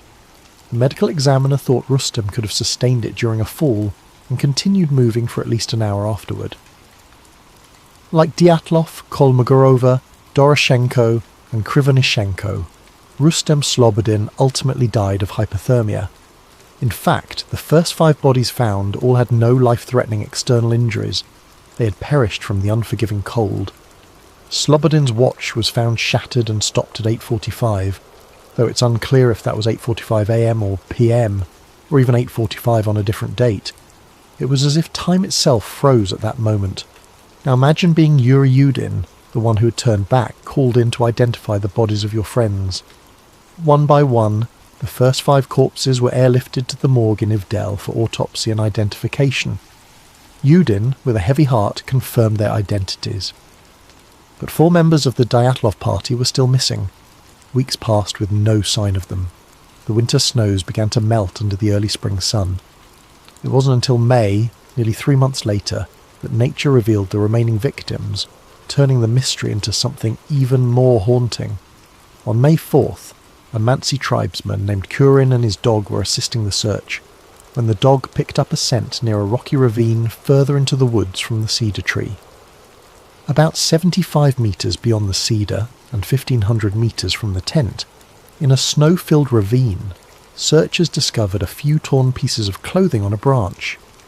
Digging down, they uncovered the final 4 bodies buried under nearly 4 metres of snow. These were Lyudmila, Lyuda Dubinina, Semyon, Alexander, Zolotaryov, Nikolai Thibault-Brignol, and Alexander Kolovatov. They were lying about 75 metres further into the forest from the cedar, at the bottom of that ravine. Notably, 3 of the 4 were better dressed than the others, and it appeared they had taken clothes from those who died earlier. Dubinina, for example, was found wearing Krivonishenko's torn and burned brown trousers, and her foot was wrapped in a piece of his wool sweater. Zolotaryov, the 38-year-old, was found wearing Dubinina's faux fur coat and hat. Kolovatov had put on a spare sweater and pants, likely from one of the others. This exchange of clothing suggests that when some members of the group died, the last survivors stripped the dead of usable clothing to keep themselves alive, a tragic but practical act of survival. But the condition of these 4 bodies deepened the mystery rather than solved it. Unlike the first 5, 3 of these 4 had fatal physical injuries that were utterly horrifying. Nikolai Thibault-Brignol had suffered a massive skull fracture. His skull was literally crushed, the fracture measuring about 8 inches. Lyudmila Dubinina and Semyon Zolotaryov both had their chests caved in, with multiple ribs broken on each side.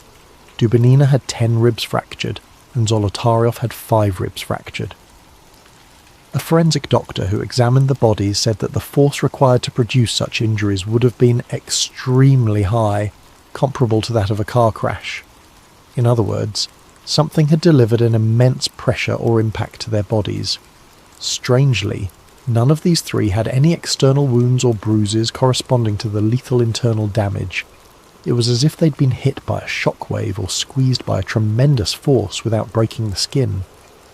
The fourth person in the ravine, Alexander Kolevatov, had a less clear cause of death. He had a broken nose, an open wound behind his ear, and a deformed neck, but his injuries were not as catastrophic as the others. It's believed Kolevatov also died of hypothermia, possibly after sustaining some trauma. And then there were the gruesome details that truly made this case infamous. All four of these people in the ravine had some form of soft tissue damage to the head and face that wasn't seen in the others. Lyudmila Dubinina was missing her tongue, her eyes, part of her lips, and even a bit of her skull bone.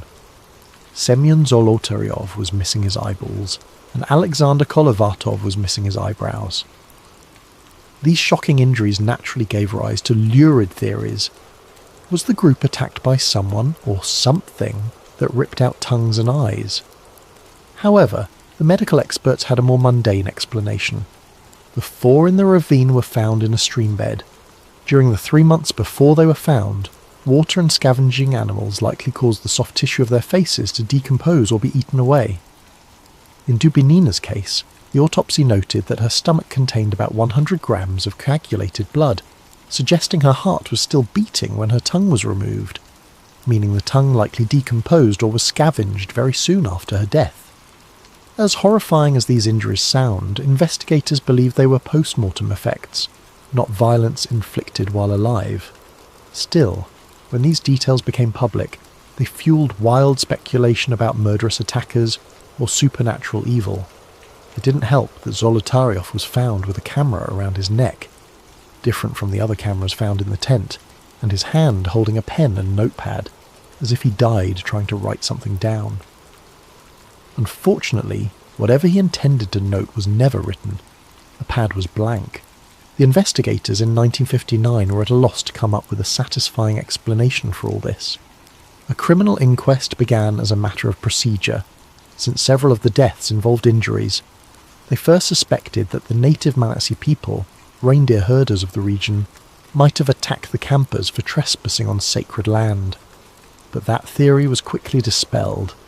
The only footprints found at the scene were those of the hikers themselves, and there were no signs of hand-to-hand struggle on the bodies. In fact, the Mansi had helped in the search, and had no history of hostile encounters with hikers. Next, investigators considered an avalanche, but the pattern of the tent and the footprints suggested otherwise. We'll revisit that later. As for animal attack, no large animal tracks were found, and the violent injuries didn't have the telltale marks of claws or teeth. The Soviet authorities were left to conclude that no other humans were involved in the Dyatlov group's demise. One of the doctors famously commented that the force which killed Dubinina and Zolotaryov was more than any human could inflict. No human could be powerful enough to cause such damage. One piece of information emerged that added a strange Cold War twist. When the forensic analysts tested the hikers' clothing, they found unusual levels of radiation on some of the garments. Specifically, Dubinina's brown sweater and Krivonishenko's wool pants were found to be radioactive. This discovery didn't make sense in a hiking context, and was not something the average person could detect. It was only found because one investigator had access to a Geiger counter. The presence of radiation fueled speculation that the Dyatlov party had encountered some secret weapon or radioactive fallout. However, a closer look provided a more ordinary explanation. Yuri Krivonishenko had previously worked at the Musyak nuclear facility and was involved in cleaning up a major nuclear accident in 1957, the Kishtim disaster. It's very possible his clothes were contaminated from that event and still carried traces of radiation. Likewise, Alexander Kolevatov had studied nuclear physics and worked at a secret institute in Moscow, which might explain contamination on some items. In short, the radiation might not have had anything to do with the incident. It could have been a red herring. Still, the fact that their skin reportedly had a deep tan and some of their hair had turned grey when relatives saw the bodies only intensified rumours of some nuclear or chemical exposure. Authorities claimed the skin tanning was a natural mummification effect from lying in the sun and cold for weeks, and that hair can turn colour from exposure or the embalming process. But to grieving families in 1959, radioactive clothes and orange skin sounded like the stuff of government cover-ups and sci-fi nightmares.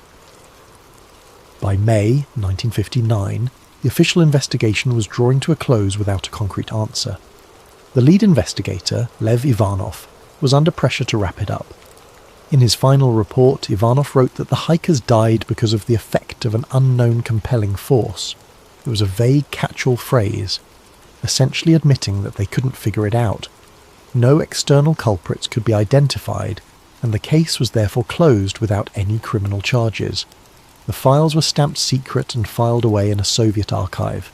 The Dyatlov Pass area was also declared off-limits to other expeditions for the next 3 years, supposedly to prevent any more tragedies, though some see it as an attempt to keep curious eyes away. The inquest's official finding was that the group members died due to a compelling natural force, a phrase that raised more questions than it answered. Imagine the weight of that silence. 9 young lives lost, and their families were told they would never know exactly how or why. In the Soviet Union of 1959, that was that. Some of the parents and siblings sensed a cover-up. Zina Kolmogorova's mother, for instance, and Igor Dyatlov's parents all received hushed warnings from officials. The families were explicitly told, "You will never know the truth, so stop asking questions." In those days, if the party or KGB told you to be quiet, you stayed quiet, out of fear. So the families buried their children without knowing what really happened, and the Dyatlov incident faded into an eerie Cold War legend whispered about in Ural classrooms and mountaineering clubs. As for Yuri Yudin, the sole survivor who wasn't even there, he lived the rest of his life with survivor's guilt and a burning desire to find the truth. Yudin repeatedly insisted that his friends did not die due to some simple natural accident. He felt in his gut that something else, something man-made, had to have caused it. In interviews before his death in 2013, Yuri Yudin openly voiced his belief that the Soviet authorities knew more than they let on about the incident. In fact, not long before he died, Yudin publicly stated that he believed his teammates had been taken out of the tent at gunpoint and murdered. He even speculated that Dubinina's tongue was cut out by perpetrators because she was the most outspoken of the group. These are incredibly serious accusations, and they were never proven. Yudin admitted he had no evidence, just deep suspicions after a lifetime of thinking about it. Whether Yudin was right or wrong, his perspective shows just how deeply the Dyatlov mystery can burrow into someone's soul. So, here we are decades later, with more questions than answers. I'm a modern-day investigator, combing through the remnants of old reports and new theories. As I piece together each bit of evidence, I feel that cold wind from Dead Mountain blowing through the decades. The Dyatlov Pass incident has become one of the world's most enduring mysteries, precisely because it sits at the crossroads of the explicable and the baffling.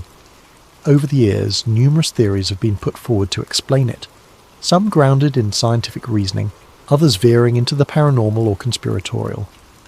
Let's examine these theories one by one, like branching investigative paths, and see where each leads. Keep in mind, any good explanation must account for all the odd details we've discussed: the torn tent, the state of undress, the bizarre injuries, the radiation, the reports of strange lights in the sky, the secrecy. It's a tall order, but let's walk these paths together. The first path is the one that the Russian authorities themselves eventually settled on: an avalanche. For many, this is the most straightforward explanation. Picture the scenario. The Dyatlov group is asleep in their tent on the slope, when suddenly a slab of heavy snow above them fractures and slides down onto the tent. The tent fabric begins to collapse and they hear the roar of snow. In a flash, the group panics. They believe a full avalanche is about to bury them. In seconds, they grab a knife, slash open the tent from the inside, because the entrance is blocked or hard to open under the weight of snow, and they flee into the night wearing whatever they had on at that moment. This theory gained significant traction, and in fact in 2019 to 2020 the Russian government reinvestigated Dyatlov Pass and concluded that a slab avalanche was the official cause of death. Later that year, a team of scientists published new computer simulations supporting the plausibility of an avalanche. In this case, the most appealing aspect of the avalanche theory is that the hiker's actions no longer seem irrational under this lens. If you believe an avalanche is about to crush you, doing whatever it takes to get out of the tent and moving to safer ground is exactly the right response. And indeed, everything the Dyatlov group did after leaving the tent can be seen as textbook survival behaviour once you assume an avalanche threat. The theory goes like this. A slab of snow, perhaps loosened by the wind or the heat from their stove earlier, slid and partially buried the tent, making loud cracks and rumbles. The experienced hikers immediately and calmly initiated an emergency evacuation. They cut their way out of the tent and headed for ground that would be safe from a larger avalanche, which in this case meant moving toward the tree line on the far side of the pass. They didn't take time to put on boots or grab equipment because every second mattered. In their minds, they had to get clear of the avalanche path. In just their socks and light clothes, they made it about a mile downslope to the forest. There they regrouped and tried to stay warm by building a fire. We saw evidence of that by the cedar. They also dug a snow cave as a shelter. The ravine where the last four were found had branches laid out on the floor,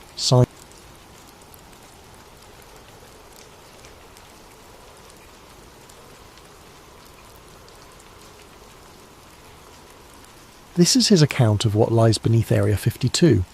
My name is Cal Monroe. I'm 33 years old, ex-Air Force avionics technician, and for the past 5 years I've made a decent living as a private defence contractor. I fix things that fly, things that shouldn't fly, and occasionally things that definitely don't fly but somehow do anyway. I thought I'd seen everything the military-industrial complex had to offer. I was wrong. It started with a phone call on a Tuesday morning in March. Unknown number, but the voice was crisp, professional, government-trained. Mr. Monroe, my name is Dr. Sarah Chen. I represent a joint task force conducting classified operations research. Your security clearance and technical expertise have brought you to our attention for a temporary but high-priority assignment. I'd heard this song before. Black budget projects, need to know basis, substantial compensation for keeping your mouth shut. But something in her tone was different. There was an undercurrent of urgency, fear. I couldn't place it. Where and when? I asked. Location will be disclosed upon acceptance. Duration, 2 weeks maximum. Compensation, $50,000 plus hazard pay. 50 grand for 2 weeks. That was nearly double my usual rate. Red flags should have been waving, but the number was too good to ignore. My ex-wife's alimony payments weren't getting any smaller. I'm listening. The paperwork arrived by courier within 2 hours. I'd never seen NDAs this comprehensive. Digital signature pads that displayed the documents for exactly 60 seconds before wiping clean. Multiple biometric scans. Even a psychological evaluation that asked questions like, have you ever experienced temporal displacement? And rate your comfort level with non-terrestrial phenomena on a scale of 1 to 10. The strangest part was the location designation. Grid K22, Tonopah Test Range Complex, Nevada. Not Groom Lake, not Area 51. Somewhere else entirely. Dr. Chen called back that evening. Mr. Monroe, are you familiar with misdirection theory? In what context? In the context of public attention. Area 51 has been in the public consciousness for decades. Books, movies, documentaries. Everyone knows about Groom Lake. Your point? My point, Mr. Monroe, is that Area 51 is the misdirection. Area 52 is the vault. 3 days later, I was on an unmarked charter flight from McCarran Airport to Tonopah. No other passengers, no flight attendant, just me and a pilot who never spoke. The landscape below shifted from Vegas sprawl to endless desert, then to mountains that seemed to go on forever. We landed on a strip I couldn't find on any map. A black SUV waited, engine running. The driver was military. That much was obvious from his posture and the way his eyes never stopped moving. He handed me a tablet with a single document. Temporary assignment brief. Classification level, UMBRACLEAR. Umbra? I asked. Above top secret, he said. His voice sounded like he gargled gravel. You'll be working with 3 other contractors. Your job is simple. Maintain power grid integrity for Zone Echo 9. Don't ask questions about what's in Echo 9. Don't try to access Echo 9 without clearance. Don't discuss Echo 9 with anyone outside your assigned team. We drove for 20 minutes through terrain that looked like the surface of Mars. No roads, just tyre tracks in the sand. Finally we reached what looked like a mining operation. Corrugated metal buildings, a few trucks, some kind of elevator shaft descending into the mountain. The elevator had no buttons, no controls, no floor indicator, just smooth steel walls and a humming sound that seemed to come from everywhere at once. The military escort, I never got his name, stood silent as we descended, and descended and descended, and I counted. 19 levels down, the elevator finally stopped. The doors opened onto a corridor that belonged in a science fiction movie. Polished white walls, LED strips running along the ceiling, and a silence so complete it felt oppressive. The air smelled like ozone and something else, something organic and wrong. 3 other contractors were waiting in what looked like a briefing room. Maria Santos, electrical engineer from Lockheed, Tom Brady, no relation to the quarterback he was quick to point out, systems analyst from Raytheon, and Jennifer Walsh, computer specialist whose previous work was so classified she couldn't tell us who she'd worked for. The briefing was conducted by a man who introduced himself only as Director Hayes, tall, grey-haired, with the kind of eyes that had seen too much and remembered everything. Ladies and gentlemen, you're here to maintain critical infrastructure for Project Kairos. What that project involves is not your concern. Your job is to ensure uninterrupted power flow to Zone Echo 9 and to report any anomalies immediately. Tom raised his hand. What kind of anomalies should we expect? Hayes stared at him for a long moment. The kind you don't ask questions about, Mr. Brady. He led us through a series of corridors to what he called the technical sector. Banks of monitors, server racks and control panels that looked like they belonged on a spaceship. At the centre of it all was a massive power distribution hub feeding something deeper in the complex. Zone Echo 9 requires constant power, Hayes explained. Any interruption longer than 30 seconds triggers automatic lockdown procedures. You don't want lockdown procedures to trigger. Why? Jennifer asked. Hayes looked at her the same way he'd looked at Tom. Because, Miss Walsh, lockdown procedures have never been tested, and we'd prefer to keep it that way. My shift started at midnight. The night crew was just me and Jennifer. Maria and Tom worked days. The complex felt different at night. Sounds carried farther. Shadows seemed deeper, and there was a vibration in the floor so subtle you might miss it if you weren't paying attention. But I was always paying attention. The power readings for Echo 9 were unlike anything I'd ever seen. The zone was drawing nearly a megawatt continuously, but the consumption patterns were irregular. Spikes and valleys that followed no logical sequence. It reminded me of a heartbeat, if heartbeats could be measured in kilowatts. Jennifer was monitoring the security feeds from her station, 12 screens showing various corridors and rooms throughout the complex. But I noticed something odd about the Echo 9 feeds. They had a 6-second delay. Every other camera was real-time, but the Echo 9 feeds looped the same 6 seconds over and over. Hey Jen, you seeing this camera glitch? She looked up from her work. What glitch? I pointed to the monitor. Echo 9, camera 7, it's looping. She frowned, typed something into her console. System shows all cameras functioning normally. I could see it. The same security guard walking past the same door at the exact same moment, every 6 seconds. Like a GIF that never quite loaded properly. On my 3rd night, the temperature started fluctuating. The complex maintained a steady 68 degrees Fahrenheit, but my workstation kept shifting between freezing and sweltering. I checked the HVAC systems, all normal, but something was wrong. That's when I first saw the symbols. They were etched into the side of a server rack, symbols that definitely hadn't been there the night before. They looked almost like circuit diagrams, but wrong. Organic. Like someone had tried to draw electronics using biological principles. I was examining them with a flashlight when I heard Jennifer gasp. Cal, you need to see this. One of the Echo 9 corridor feeds had changed. Instead of the looping security guard, it showed an empty hallway. And at the end of that hallway, a door that was slowly opening. "That door's not supposed to open," Jennifer whispered. Through the opening we could see movement. Not walking movement, flowing movement. Like liquid light was pouring through the doorway. Then the feed cut to black. When it came back 30 seconds later, it was the same looping security guard, walking past the same closed door.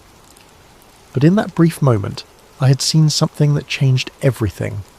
In the reflection on the polished floor just before the feed died, I saw an eye. Massive, silver, and definitely not human. It wasn't a ship in Echo 9, it was alive, and it had seen us watching. Tom Brady didn't show up for his shift on Thursday morning. Jennifer and I waited until 8 a.m. before calling Director Hayes. "Mr. Brady has been reassigned," Hayes said without explanation. "Continue your duties." But Tom's personal effects were still in the break room. His coffee mug was still half full, his jacket was draped over his chair like he'd just stepped out for a moment. Maria started acting strange that afternoon. She kept muttering to herself, checking the same readouts over and over. When I asked if everything was okay, she looked at me like she didn't recognise me for a moment. "The numbers don't add up," she said. "We're feeding Echo 9 enough power to run a small city, but the thermal output is all wrong. It's like the energy is going somewhere else." "Somewhere else like where?" "Somewhere else like not here." That night the emergency siren started blaring at 2:17 a.m, deafening klaxons that made your teeth ache. Jennifer and I looked at each other in panic. Was this the lockdown Hayes had warned us about? Then, as suddenly as they'd started, the siren stopped. Not gradually, they just cut off mid-wail, leaving a silence that felt heavier than the noise. Director Hayes appeared in our control room 5 minutes later, looking shaken but trying to hide it. "False alarm," he said. "Continue your duties." But I noticed he wouldn't make eye contact, and his hands were trembling. The next day, Maria didn't show up either. Reassigned, according to Hayes. But her car was still in the parking structure on level 2. Jennifer was barely holding it together. We were the only contractors left, and the weight of whatever was happening in Echo 9 was crushing both of us. She started accessing systems she wasn't supposed to touch, using admin passwords she shouldn't have known. "Jen, what are you doing?" "Finding answers," she said, fingers flying over the keyboard. "Tom gave me his access codes before he disappeared, told me something was wrong with the whole project." She pulled up internal communications, memoranda stamped with classification levels I'd never seen before. Umbra Clear was apparently the bottom tier. Above that was Majestic, then Zodiac, then classifications that were just numbers and symbols. One document caught my attention. Project Kairos, Phase 3 Implementation Status. The bioconductive interface has exceeded all expectations. Subject demonstrates rapid adaptation to containment protocols and has begun influencing local electromagnetic fields. Recommend immediate escalation of consciousness mapping procedures. Bioconductive interface. Subject. The thing in Echo 9 wasn't a ship or a piece of technology, it was a living being, and we were feeding it power. Another document, dated 3 days earlier. Minor containment fluctuation at 0217 hours. Subject achieved brief sensory extension beyond Echo 9 barriers. Security protocols held, but recommend enhanced isolation measures. Note: 3 personnel reported temporal displacement sensations during the event. Temporal displacement, the looping camera feeds, the missing contractors. Jennifer kept digging, and what she found made both of us understand why Tom and Maria had really vanished. A memo marked Operation Mirror Veil, historical context. Analysis of recovered materials suggests extra-dimensional rather than extraterrestrial origin. Entities exist outside linear temporal experience and demonstrate ability to manipulate local space-time fabric. Primary subject may not be an individual organism, but rather a projection or echo of a larger consciousness existing in parallel dimensional space. They weren't from another planet, they were from outside reality itself. Warning: prolonged exposure to subject may result in consciousness fragmentation, temporal perception anomalies, and in extreme cases complete displacement from baseline reality. Personnel experiencing symptoms should report immediately for neural recalibration. Neural recalibration. That's what happened to Tom and Maria. They hadn't been reassigned. They'd been broken by contact with whatever was in Echo 9. Jennifer was reading over my shoulder, her breathing getting faster and more shallow. "Cal," she whispered, "look at the date on this document." It was dated 6 months in the future. The older archives were stored in a vault I wasn't supposed to access, But Jennifer's hacking skills were getting desperate and creative. She'd found references to something called Operation Mirror Veil, a predecessor to Project Kairos that dated back to the 1970s. The files told a story that made my blood run cold. In 1978, a survey team at Tonopah detected unusual seismic activity. Not earthquakes, but something else. Tremors that seemed to follow mathematical patterns. Ground-penetrating radar revealed an anomalous void approximately 200 feet beneath the mountain, but when they drilled down to investigate, they found something impossible. The void was bigger on the inside than on the outside. The first recovery team brought back samples of what they thought was exotic matter, materials that didn't conform to known physics, but the materials weren't stable in our reality. They flickered in and out of existence, sometimes vanishing for hours before reappearing in a different location. That's when they realized they weren't dealing with alien technology. They were dealing with something that existed between dimensions, using our reality as an anchor point. The breakthrough came in 1983 when Dr. Elena Vasquez, a theoretical physicist working on Project Looking Glass, hypothesized that the entity was a reflection of human consciousness itself, not what we are, but what we could become if we existed outside the constraints of linear time and three-dimensional space. The entity demonstrates knowledge of events that have not yet occurred, and memories of possibilities that may never happen. It exists in a state of quantum superposition, experiencing all potential outcomes simultaneously. In effect, it is us, evolved beyond the limitations of singular timeline existence. But the most disturbing file was Dr. Vasquez's final report, dated just days before her own mysterious disappearance. The entity is not malevolent, but it is incompatible with baseline human consciousness. Contact results in expansion of awareness beyond what the human mind can process. Subjects begin perceiving multiple timelines simultaneously, experiencing past and future as present reality. The mind fractures under the weight of infinite possibility. We are not studying an alien intelligence. We are studying our own future, and that future is trying to communicate with us across dimensions we cannot comprehend. Recommendation: immediate cessation of all contact protocols. The entity's attempts at communication are causing reality fluctuations that may result in permanent temporal displacement of personnel. It is not trying to harm us, it is trying to save us, but salvation from its perspective means joining it in its multidimensional existence. We are not ready. Humanity is not ready. Perhaps we never will be. The final line of her report chilled me to the bone. They are not invaders, they are echoes of what we already were. Jennifer found Dr. Vasquez's personal logs hidden in an encrypted partition that should have been impossible to access. The encryption was 40 years old, but somehow the files were updating themselves in real time. Day 1. First direct communication attempt. Entity projects images directly into visual cortex. I see myself, but not myself. Versions of Elena Vasquez that exist in parallel timelines. In one, I never became a physicist. In another, I died in childhood. In a third, I am something that transcends human categorization entirely. Day 3. Time displacement events increasing. Experienced memories of conversations that haven't happened yet. Entity is teaching me to perceive beyond linear causality. It's beautiful and terrifying. Day 7. I understand now. They're not from there, because there is no there. They exist in the spaces between possibilities. They are what we become when we evolve beyond the need for singular reality. Day 12. The others don't understand. They think containment is possible, that we can study and control something that exists outside the concept of control. They're going to get people killed. Day 18. I can see the breach coming. 3 days from now, the entity will attempt to return to its dimensional matrix, but our containment protocols will interfere with the translation. The resulting paradox will create a reality fissure. I have to stop them, but I may already be too late. Time isn't working properly anymore. I keep experiencing this moment from multiple perspectives simultaneously. The logs ended there, but they were still updating. New entries appeared as we watched. Day 7305, still trying to warn them.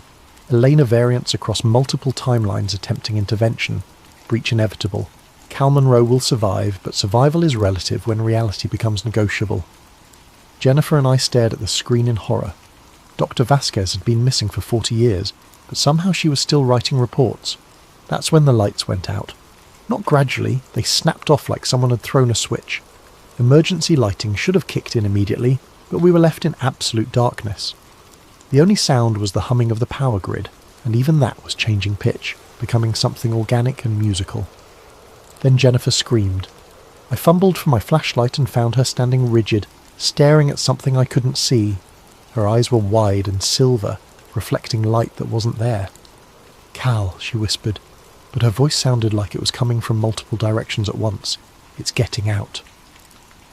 The corridor behind us was changing. The walls were flowing like water, stretching and contracting, and through the shifting architecture something was moving, not walking, sliding, like liquid mercury with purpose. I grabbed Jennifer's arm, but my hand passed through her. She was there, but not solid, flickering between dimensions like the exotic matter from the old files. "Run," she said, and her voice was fading. "It's not trying to hurt us, but we can't exist in the same space when the boundaries collapse." The entity emerged from Echo 9, and my mind struggled to process what I was seeing. It wasn't silver or liquid or light. It was all of those things and none of them. It was possibility given form, consciousness without the limitations of physical existence. But looking at it directly was like staring into a mirror that showed you every version of yourself that had ever existed, or ever could exist. I saw Cal Monroe the child, Cal Monroe the old man, Cal Monroe who had never been born, Cal Monroe who had become something beyond human understanding. The security guards were there one moment and gone the next, not killed, but displaced. I watched them step backward through walls that had become permeable, their screams echoing from distances that couldn't exist in three-dimensional space. I ran, down corridors that folded in on themselves, past rooms that were bigger inside than outside, through a facility that was reshaping itself according to rules I couldn't comprehend. My watch was recording everything on its built-in camera, military-grade equipment designed to function in electromagnetic interference. If I survived, at least there would be proof, if survival had any meaning when reality itself was in question. I found an elevator, the same elevator I'd taken down 19 levels, except now it was in a corridor that hadn't existed 5 minutes earlier. The button panel was melting and reforming, showing floor numbers that shifted between digits and symbols and sometimes weren't there at all. But it was the only way up. The elevator rose with the same smooth hum as before, but when the doors opened, I was back in the same corridor I'd just left. Same melting walls, same impossible geometry, same feeling that I was being watched by something that existed in more dimensions than I could perceive. I tried again. Same result. And again, same corridor. The entity wasn't trying to trap me, it was trying to communicate, but communication required shared reference points, and we had none. Its attempts to make contact were causing reality to loop, creating temporal echoes that reflected my own desperation back at me. I was experiencing the same moment from multiple timelines simultaneously, just like Dr. Vasquez had described. In one timeline, I was still at my workstation, watching the power readings spike. In another, I had never taken the job. In a third, I was something else entirely, something that could perceive the entity without fracturing. But in this timeline, the one where I was still human, I was trapped in a loop between the 19th floor and somewhere that had no floor number at all. My watch battery was dying, but I kept recording. If someone found the footage, maybe they could understand what had happened. Maybe they could learn from our mistake. I sat down in the corridor that kept changing around me and tried to make sense of the past week. The missing contractors, the looping security feeds, the symbols that appeared and disappeared. It had all been the entity trying to communicate across dimensional barriers. Tom and Maria hadn't been reassigned. They'd been translated, shifted into a version of reality where they could coexist with something that existed outside linear time. They were still alive, but not in any way that baseline humanity could recognize. The entity appeared again, flowing through the wall like mercury through a membrane. But this time, instead of the overwhelming multiplicity of its full presence, it showed me a single image. Doctor. Elena Vasquez. Not as she had been 40 years ago, but as she was now, existing simultaneously across multiple timelines, still trying to warn people about a breach that was both inevitable and had already happened. She looked at me with eyes that held infinite sadness and spoke with a voice that echoed from past and future simultaneously. "You're already out, Cal, but you haven't left." Then the corridor collapsed into itself and everything went dark. Document recovered from the personal effects of Inspector Marcus Webb, Department of Defense Special Investigations Unit, following his death by apparent suicide in 2025. Classification level UMBRACLEAR/EYESONLY. Inspector Webb's final report dictated to voice recorder: "I've been investigating disappearances at classified facilities for 15 years. Missing persons, equipment failures, cover-ups, it's all part of the job. But the Cal Monroe case is different. The official story is that Mr. Monroe was killed in an industrial accident at Tonopah Test Range on March 18th, 2024. Electrical fire, they said. Nothing recoverable. But 3 days ago, a package arrived at my office with no return address. Inside was a storage device, military grade, designed to survive electromagnetic pulses and extreme temperatures, the kind of thing that costs more than my annual salary. Attached was a note: Zone Echo 9 debrief Cal Monroe. I've watched the footage 17 times now. I've had it analysed by the best experts available. They all say the same thing: it's impossible to fake. The metadata confirms it was recorded at Tonopah on the dates in question. But the content, the footage shows a man running through corridors that shift and change like living tissue. It shows walls flowing like water, and shadows that move independently of any light source. It shows something that my mind keeps trying to rationalise as special effects or hallucination, but the technical analysis proves otherwise. And at the end, God help me. At the end of the footage, there's a moment where Monroe turns the camera on himself. He's standing in what appears to be an elevator, but somehow larger inside than outside. His face is calm, resigned as he speaks directly into the lens. If you're watching this, then the loop finally broke. I'm uploading this to the emergency buffer in my boot drive. Maybe someone will find it. Maybe someone will understand. Then he turns the camera back toward the corridor and there's something there. Something that doesn't belong in our reality. For just a moment it's visible, a reflection of consciousness itself, existing in dimensions we can't perceive. But here's what's keeping me awake at night. In that final frame, just before the recording ends, you can see Monroe's reflection in the polished wall behind him. And standing next to his reflection, clear as day, is another figure. It's me, Inspector Marcus Webb, wearing the same clothes I'm wearing right now, staring directly into the camera with an expression of absolute terror. The timestamp on that footage is today's date. I'm going to submit this report and then take some time off. Maybe visit my sister in Oregon, get away from all this classified nonsense for a while, clear my head. But I keep thinking about what Monroe said in his final log entry. They're not from somewhere else, they're from someone else, and someone else is now. End of recorded statement. Inspector Webb was found dead in his office 12 hours after submitting this report. Official cause of death: suicide by gunshot. Unofficial note: the security cameras in his office show him alone at the time of death, but the audio pickup clearly records two distinct voices. The second voice, according to forensic analysis, matches the vocal patterns of Cal Monroe. The storage device mentioned in Webb's report was never recovered from the scene. Zone Echo 9 remains operational. 3 months later, deep space monitoring stations began detecting an unusual signal, a transmission that seemed to originate from everywhere and nowhere simultaneously. When decoded, it contained a single message, repeating endlessly: "This is Cal Monroe, contractor ID 7749, reporting from Zone Echo 9. The breach has been contained, but containment is relative when dealing with entities that exist outside linear causality.